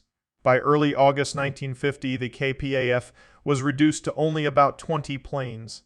The Chinese intervention in late October 1950 bolstered the KPAF, with the MiG-15, one of the world's most advanced jet fighters. The heavily armed MiGs were faster than first-generation U-Med jets and therefore could reach and destroy U.S. B-29 Superfortress bomber flights despite their fighter escorts. With increasing B-29 losses, the USAF was forced to switch from daylight bombing to safer but less accurate nighttime bombing. The USAF countered the MiG-15 by sending over 3 squadrons of its most capable fighter, the F-86 Sabre. These arrived in December 1950. The Soviet Union denied the involvement of their personnel in anything other than an advisory role, but air combat quickly resulted in Soviet pilots dropping their code signals and speaking over the radio in Russian. This known direct Soviet participation was a casus belli that the UN command deliberately overlooked, lest the war expand to include the Soviet Union and potentially escalate into atomic warfare. After the war, and to the present day, the U.S. reported an inflated F-86 Sabre kill ratio in excess of 10:1, with 792 MiG-15s and 108 other aircraft shot down by Sabres, and 78 Sabres lost to enemy fire. The Soviet Air Force reported some 1,100 air-to-air victories and 335 MiG combat losses, while China's PAF reported 231 combat losses, mostly MiG-15. The KPAF reported no data, but the UN command estimates some 200 KPAF aircraft lost in the war's first stage and 70 additional aircraft after the Chinese intervention. The USAF disputes Soviet and Chinese claims of 650 and 211 downed F-86 respectively. More modern estimates place the overall USAF kill ratio at around 1.81, with the ratio dropping to 1.81, with the ratio dropping to 1.3, against MiG-15s with Soviet pilots, but increasing to a dominant 12-1 against Times and North Korean adversaries. Reports by Lieutenant General Sidor Slyusarev, commander of Soviet air forces in Korea, are more favorable to the communist side. The 64th Corps claimed a total 1097 enemy aircraft of all types during operations, for the loss of 335 aircraft, including loss to enemy ground fire, accidents, etc., and 110 pilots. Soviet reports put the overall kill ratio at 3.41 in favor of Soviet pilots. As reported, effectiveness of the Soviet fighters declined as the war progressed, from an overall kill ratio of 7.91 from November 1950 through January 1952, declining to 2.21 in later 1952 and 1.91 in 1953. This was due in part to more advanced jet fighters appearing on the UN's side and improving U.S. tactics. Regardless of the actual ratio, American Sabres were very effective at controlling the skies over Korea. Since no other UN fighter could contend with the MiG-15, F-86 largely took over air combat once they arrived, relegating other aircraft to air-to-ground operations. Despite much greater numbers, the number of Sabres in theater never exceeded 150, while MiG-15s reached 900 at their peak. Communist aircraft were seldom encountered south of Pyongyang. Ground forces, supply lines, and infrastructure were not attacked from the air. Although North Korea had 75 airfields capable of supporting MiGs, after 1951, any serious effort to operate from them was abandoned. The MiGs were instead based across the Yalu River in the safety of China. This confined most air-to-air engagements to MiG Alley. UN aircraft had free rein to conduct strike missions over enemy territory with little fear of interception. Although jet dogfights are remembered as a prominent part of the Korean War, counter-air missions comprised just 12 of Far East Air Force's sorties, and 4 times as many sorties were performed for close air support and interdiction.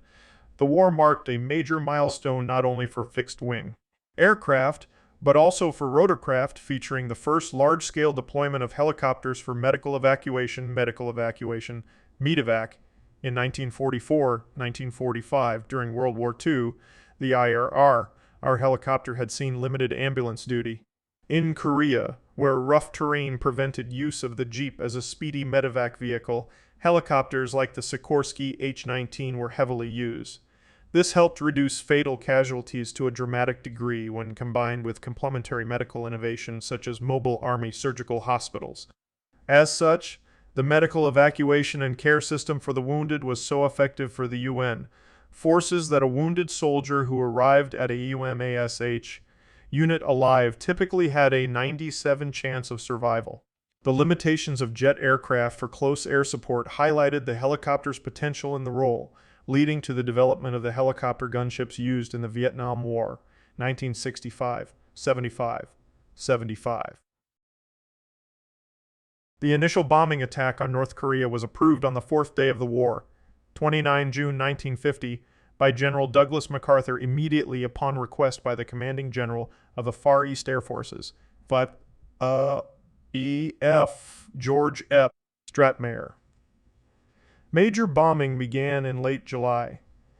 U.S. Air Power conducted 7,000 close support and interdiction airstrikes that month, which helped slow the North Korean rate of advance to 3 km 2 mi a day. On 12 August 1950, the USAF dropped 625 tons of bombs on North Korea. 2 weeks later, the daily tonnage increased to some 800 tons. From June through October, official U.S.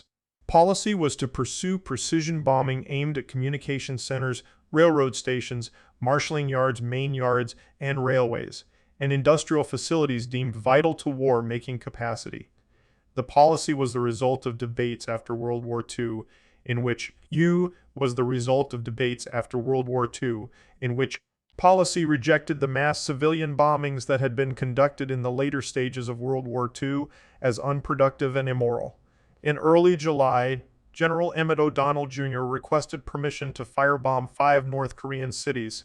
He proposed that MacArthur announced that the UN would employ the firebombing methods that brought Japan to its knees.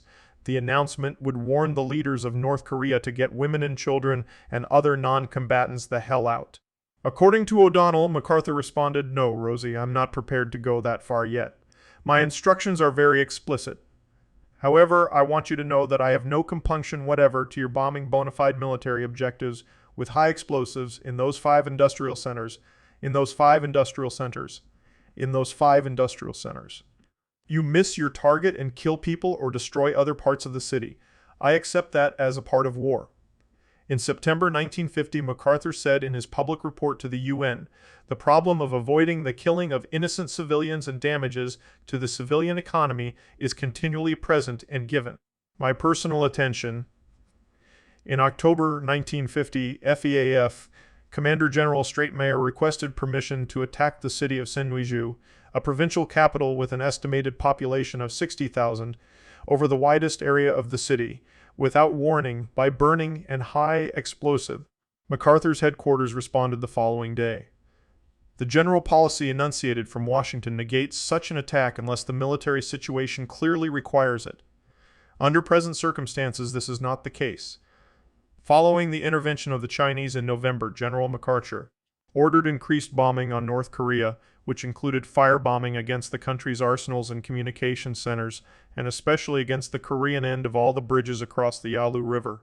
As with the aerial bombing campaigns over Germany and Japan in World War II, the nominal objective of the USAF was to destroy North Korea's war infrastructure and shatter the country's morale.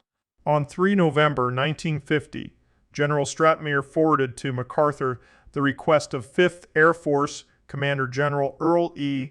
Partridge for clearance to burn Senwiju. As he had done previously in July and October, MacArthur denied the request, explaining that he planned to use the town's facilities after seizing it. However, at the same meeting, MacArthur agreed for the first time to a firebombing campaign, agreeing to Stratmayer's request to burn the city of Kangi and several other towns. Burn it if you so desire. Not only that, Strat, but burn and destroy as a lesson to any other of those towns that you consider of military value to the enemy. The same evening, MacArthur's chief of staff told Stratmayer that the firebombing of Senwiju had also been approved.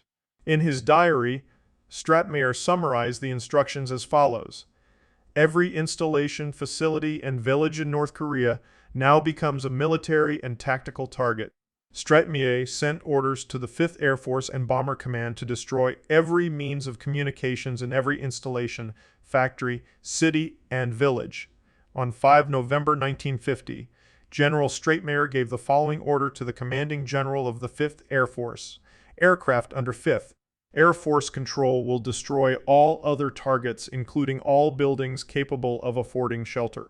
The same day, 22 B-29s attacked Kangi, destroying 75 of the city, after MacArthur was removed as UN Supreme Commander in Korea in April 1951. His successors continued this policy and ultimately extended it to all of North Korea. The U.S. dropped a total of 635,000 tons of bombs, including 32,557 tons of napalm on Korea, more than during the whole Pacific campaign of World War II. North Korea ranks alongside Cambodia, 500,000 tons, Laos, 2 million tons, and South Vietnam, 4 million tons, as among the most heavily bombed countries in history, with Laos suffering the most extensive bombardment relative to its size and population. Almost every substantial building in North Korea was destroyed as a result.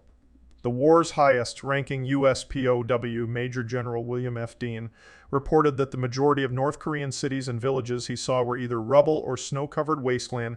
North Korean factories, schools, hospitals, and government offices were forced to move underground, and air defenses were non-existent. In November 1950, the North Korean leadership instructed their population to build dugouts and mud huts and to dig tunnels to solve the acute housing problem. U.S. Air Force General Curtis LeMay commented, "We went over there and fought the war and eventually burned down every town in North Korea anyway, some way or another, and some in South Korea too." Colonel Dean Rusk, later Secretary of State, stated the U.S. bombed everything that moved in North Korea, every brick standing on top of another. Pyongyang, which saw 75% of its area destroyed, was so devastated that bombing was halted as there were no longer any worthy targets left. On 28 November, Bomber Command reported on the campaign's progress. 95% of Mampojin was destroyed, along with 90% of Hworyong, Numsi, and Kweindong, 85% of Chosin, 75% of Chosin, 75% of both Sashu and Hwichon, and 20% of Uiju. According to USAF damage assessments, 18 of 22 major cities in North Korea had been at least half obliterated. By the end of the campaign, USS bombers had difficulty in finding targets and were reduced to bombing footbridges or jettisoning their bombs into the sea. In May 1953, 5 major North Korean dams were bombed. According to Charles K. Armstrong, the bombing of these dams and ensuing floods threatened several million North Koreans with starvation, although large-scale famine was averted with emergency aid provided by North Korea's allies. General Matthew Ridgway said that except for air power, the war would have been over in 60 days with all Korea in communist hands. UN Air Forces flew 1,040,708 combat and combat support sorties during the war. Flew the majority at 710,886, 69.3 is 69.3s of sorties, with the U.S. Navy performing 16.1, the U.S. Marine Corps 10.3, and 4.3 by other Allied air forces. As well as conventional bombing, the communist side claimed that the U.S. used biological weapons. These claims have been disputed. Conrad Crane asserts that while the U.S. worked towards developing chemical and biological weapons, the U.S. military possessed neither the ability nor the will to use them in combat.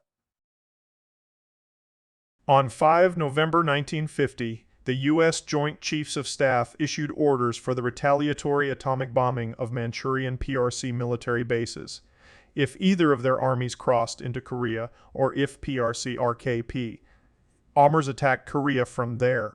President Truman ordered the transfer of 9 Mark IV nuclear bombs to the Air Force's 9th Bomb Group, the designated carrier of the weapons, and signed an order to use them against Chinese and Korean targets, which he never transmitted many U.S.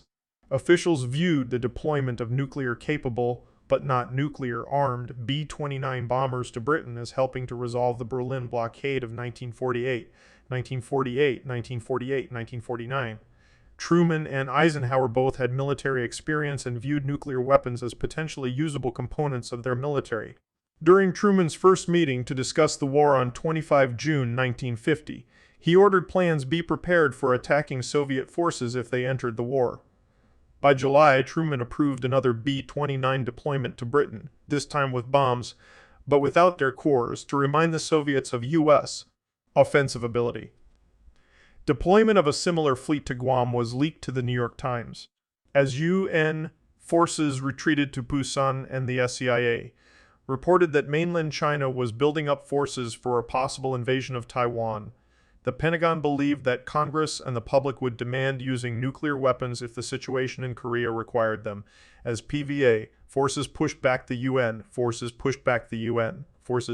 From the Yalu River, Truman stated during a 30 November 1950 press conference that using nuclear weapons was always under active consideration, with control under the local military commander. The Indian ambassador K. Madhava Panikkar reports that Truman announced he was thinking of using the atom bomb in Korea. But the Chinese seemed unmoved by this threat. The PRC's propaganda against the U.S. was stepped up. The Aid Korea to Resist America campaign was made the slogan for increased production, greater national integration, and more rigid control over anti-national activities. One could not help feeling that Truman's threat came in useful to the leaders of the revolution to enable them to keep up the tempo of their activities. After his statement caused concern in Europe, Truman met on 4 December 1950 with UK Prime Minister and Commonwealth spokesman Clement Attlee, French Premier René Pleven, and French Foreign Minister Robert Schuman to discuss their worries about atomic warfare and its likely continental expansion.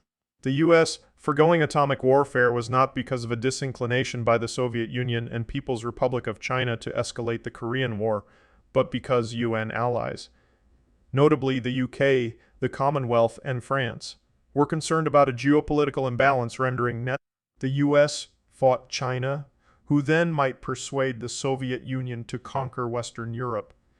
The Joint Chiefs of Staff advised Truman to tell Attlee that the U.S. would use nuclear weapons only if necessary to protect an evacuation of UN troops or to prevent a major military disaster. On 6 December 1950, after the Chinese intervention repelled the UN armies from northern North Korea, General G. Lawton Collins, Army Chief of Staff, General MacArthur, Admiral C. Turner Joy, General George E. Stratmare and staff officers Major General Doyle Hickey, Major General Charles A. Willoughby, and Major General Edwin K. Wright met in Tokyo to plan strategy countering the Chinese intervention. They considered 3 potential atomic warfare scenarios encompassing the next weeks and months of warfare.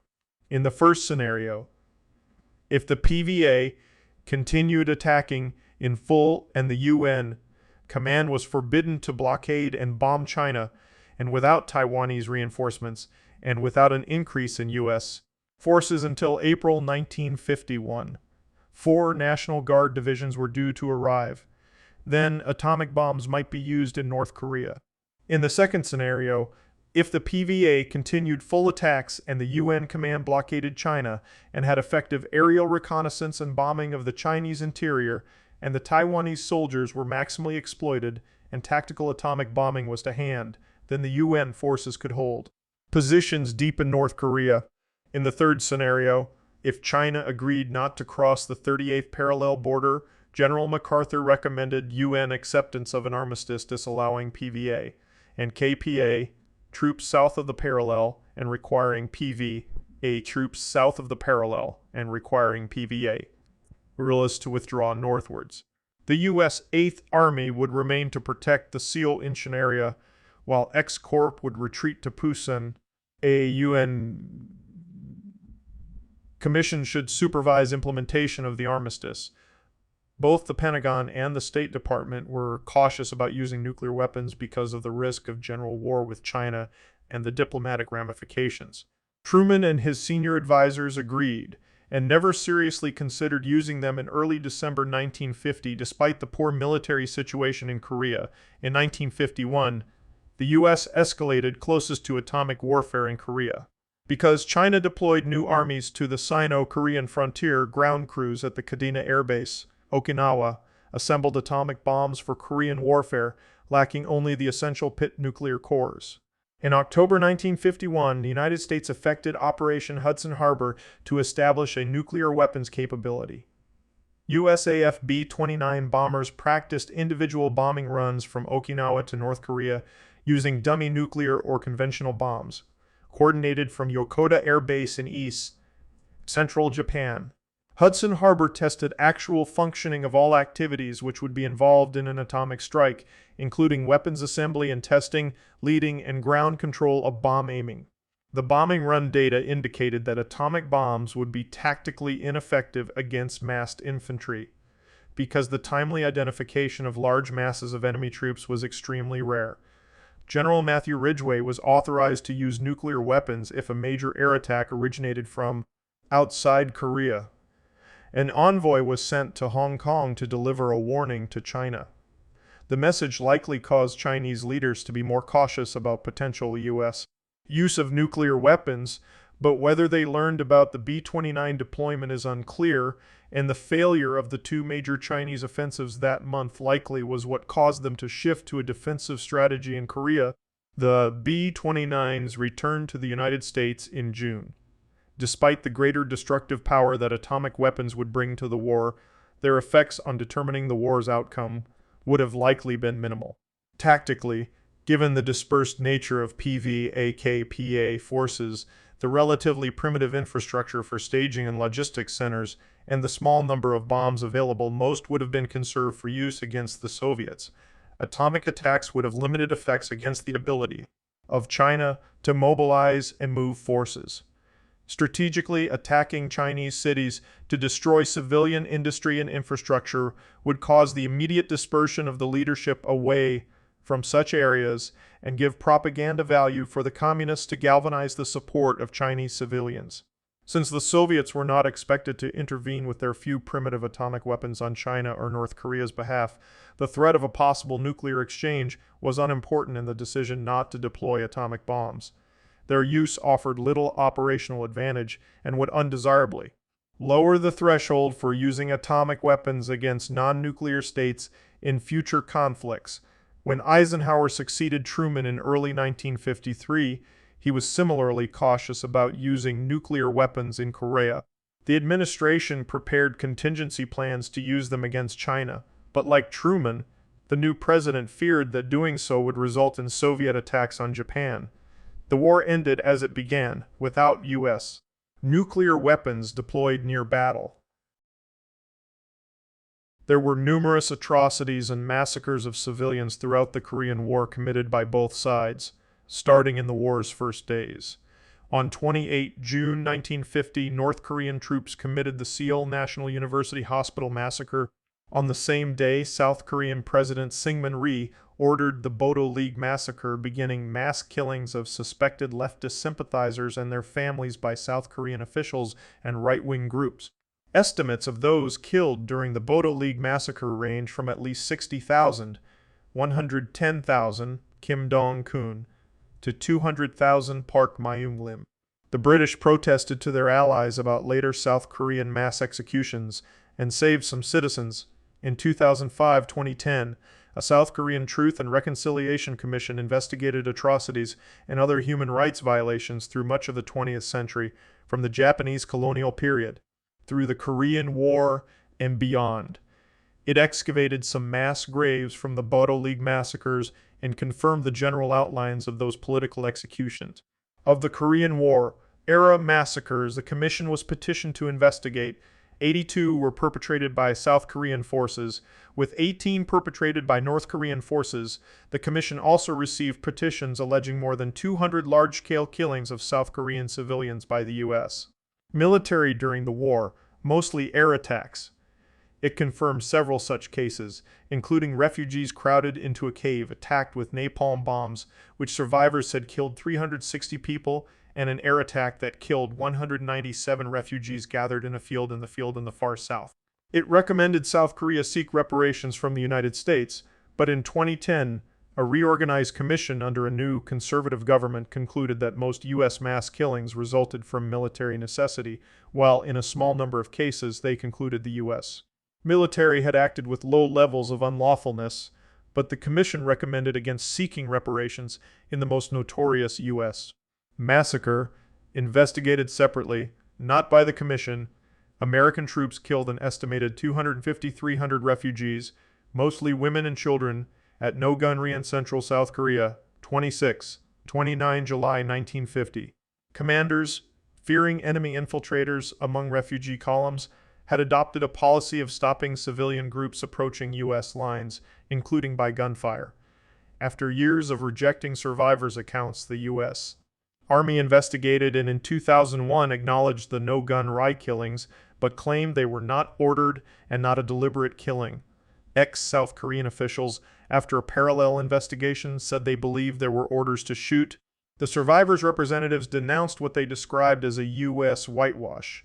The U.S. bombing of North Korea has been condemned as a war crime by some authors because it often included bombing civilian targets and caused many civilians casualties. According to Bruce Cummings, what hardly any Americans know or remember is that we carpet-bombed the North for 3 years with next to no concern for civilian casualties. Author Blaine Harden has called the bombing campaign a major war crime and described it as long, leisurely, and merciless. He says it's perhaps the most forgotten part of a forgotten war. Chinese sources claim at Jiuzhai prison camp on Jiuzhai Island, Chinese POWs experienced anti-communist lecturing and missionary work from secret agents from the U.S. and Taiwan in No. 71, 72, and 86 camps.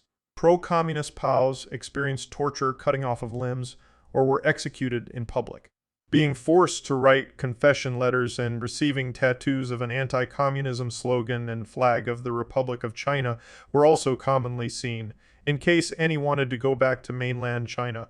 Pro-communist POWs who could not endure the torture formed an underground group to fight the pro-nationalist POWs secretly by assassination, which led to the Jiuzhai uprising.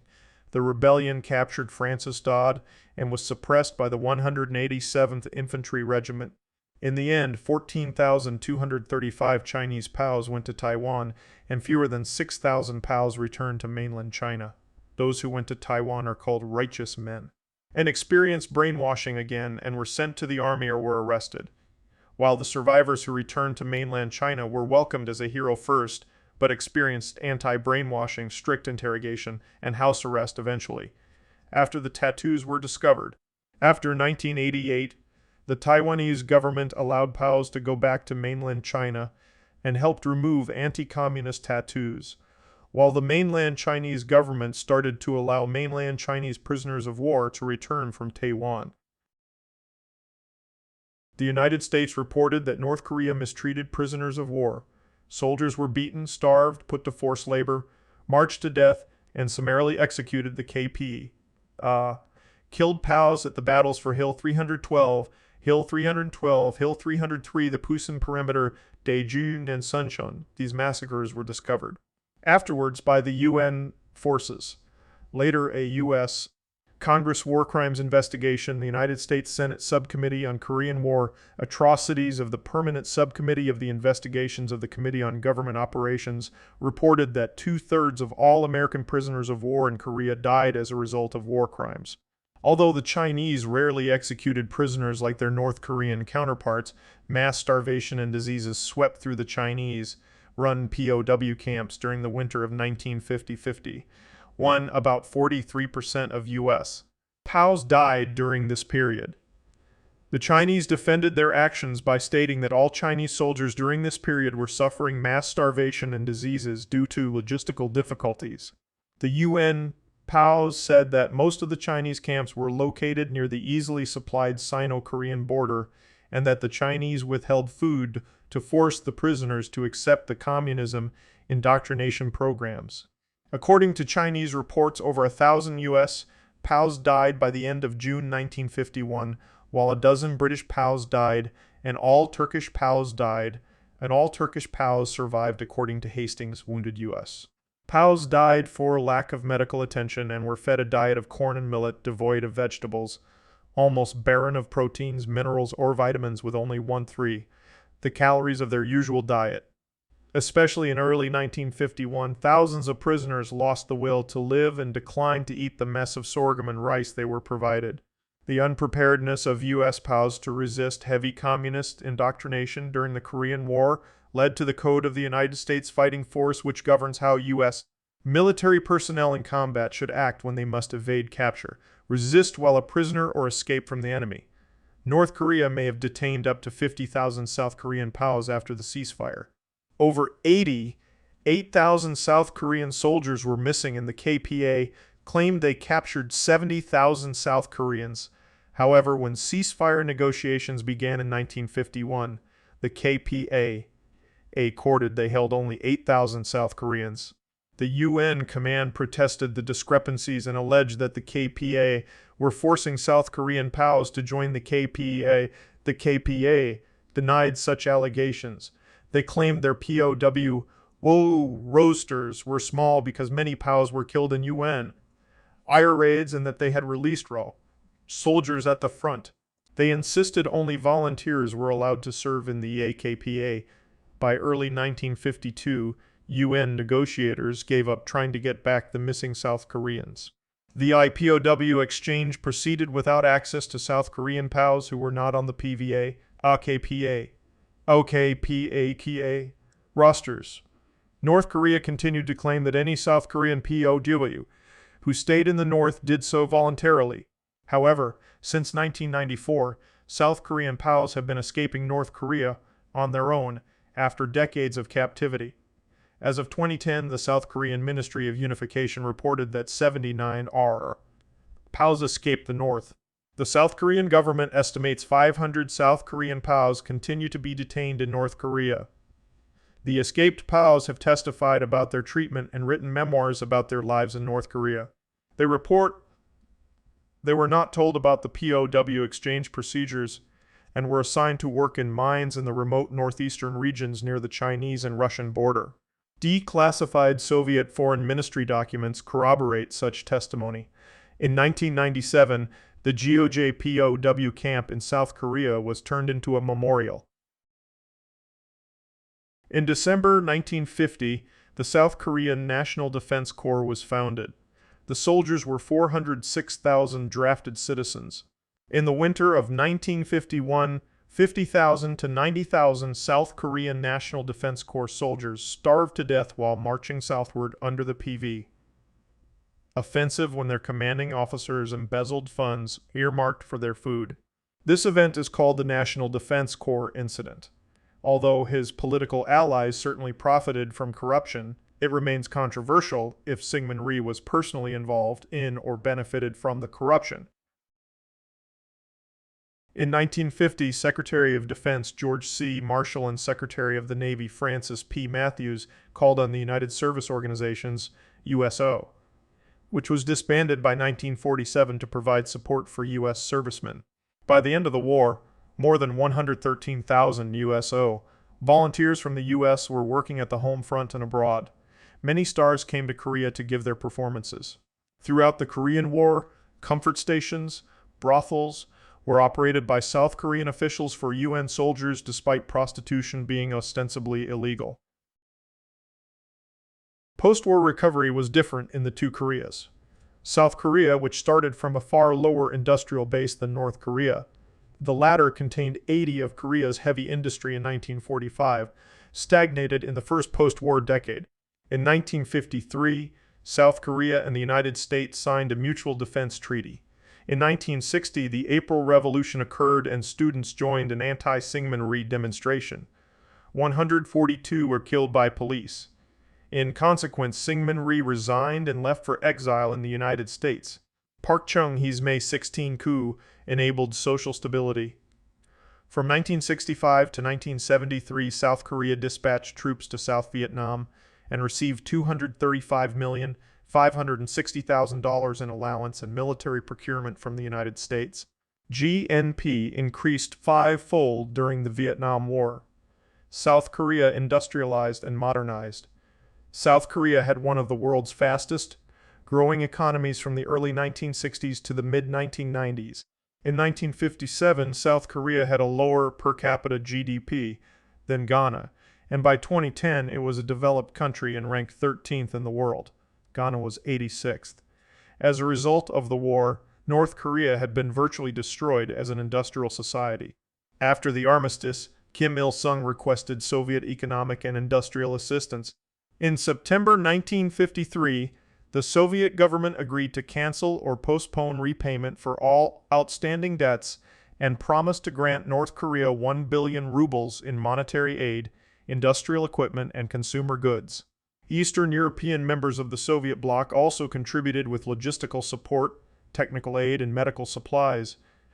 China canceled North Korea's war debts, provided 800 million yuan, promised trade cooperation, and sent in thousands of troops to rebuild damaged infrastructure. Contemporary North Korea remains underdeveloped. North Korea has continued to be a totalitarian dictatorship since the end of the war, with an elaborate cult of personality around the Kim dynasty. The means of production are owned by the state through state-run enterprises and collectivized farms.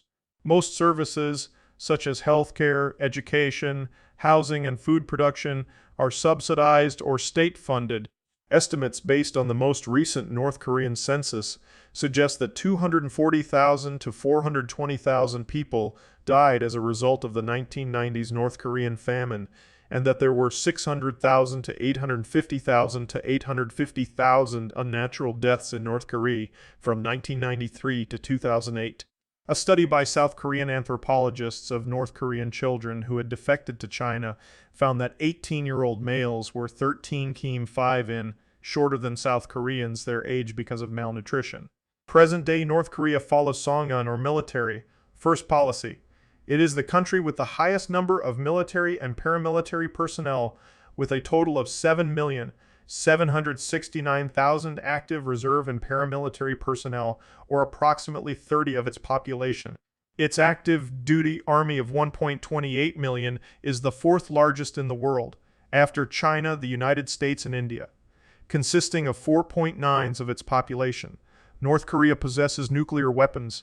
A 2014 UN inquiry into abuses of human rights in North Korea concluded that the gravity, scale, and nature of these violations reveal a state that does not have any parallel in the contemporary world, with Amnesty International and Human Rights Watch holding similar views. South Korean anti-Americanism after the war was fueled by the presence and behavior of U.S. military personnel, U.S. VOK, and USFFK, and U.S. support for Park's authoritarian regime, a fact still evident during the country's democratic transition in the 1980s. However, anti-Americanism has declined significantly in South Korea in recent years, from 46 favorable in 2003 to 74 favorable in 2011, making South Korea one of the most pro-U.S. countries in the world. A large number of mixed-race IB's offspring of U.S. and other UN soldiers and Korean women were filling up the country's orphanages. Because Korean traditional society places significant weight on paternal family ties, bloodlines, and purity of race, children of mixed race or those without fathers are not easily accepted in South Korean society. International adoption of Korean children began in 1954. The U.S. Immigration Act of 1952 legalized the naturalization of non-blacks and non-whites as U.S. citizens and made possible the entry of military spouses and children from South Korea after the Korean War, with the passage of the Immigration Act of 1965, which substantially changed USA immigration policy toward non-Europeans. Koreans became one of the fastest-growing Asian groups in the United States. Mao Zedong's decision to take on the United States in the Korean War was a direct attempt to confront what the communist bloc viewed as the strongest anti-communist power in the world, undertaken at a time when the Chinese communist regime was still consolidating its own power after winning the Chinese Civil War. Mao supported intervention not to save North Korea, but because he believed that a military conflict with the U.S. was inevitable after the U.S. entered the war, and to appease the Soviet Union, to secure military dispensation, and achieve Mao's goal of making China a major world military power. Mao was equally ambitious in improving his own prestige inside the communist international community by demonstrating that his Marxist concerns were international. In his later years, Mao believed that Stalin only gained a positive opinion of him after China's entrance into the Korean War. Inside mainland China, the war improved the long-term prestige of Mao, Zhu, and Peng, allowing the Chinese Communist Party to increase its legitimacy while weakening anti-communist dissent. The Chinese government has encouraged the viewpoint that the war was initiated by the United States and South Korea, though Comintern documents have shown that Mao sought approval from Joseph Stalin to enter the war. In Chinese media, the Chinese war effort is considered as an example of China's engaging the strongest power in the world with an under-equipped army, forcing it to retreat and fighting it to a military stalemate. These successes were contrasted with China's historical humiliations by Japan and by Western powers over the previous 100 years, highlighting the abilities of the PLA and the Chinese Communist Party. The most significant negative long-term consequence of the war for China was that it led the United States to guarantee the safety of Chiang Kai-shek's regime in Taiwan, effectively ensuring that Taiwan would remain outside of PPRC control through the present day. Mao had also discovered the usefulness of large-scale mass movements in the war while implementing them among most of his ruling measures over PRC, finally anti-US. Sentiments, which were already a significant factor during the Chinese Civil War, were ingrained into Chinese culture during the communist propaganda campaigns of the Korean War. The Korean War affected other participant combatants. Turkey, for example, entered NATO in 1952, and the foundation was laid for bilateral diplomatic and trade relations with South Korea.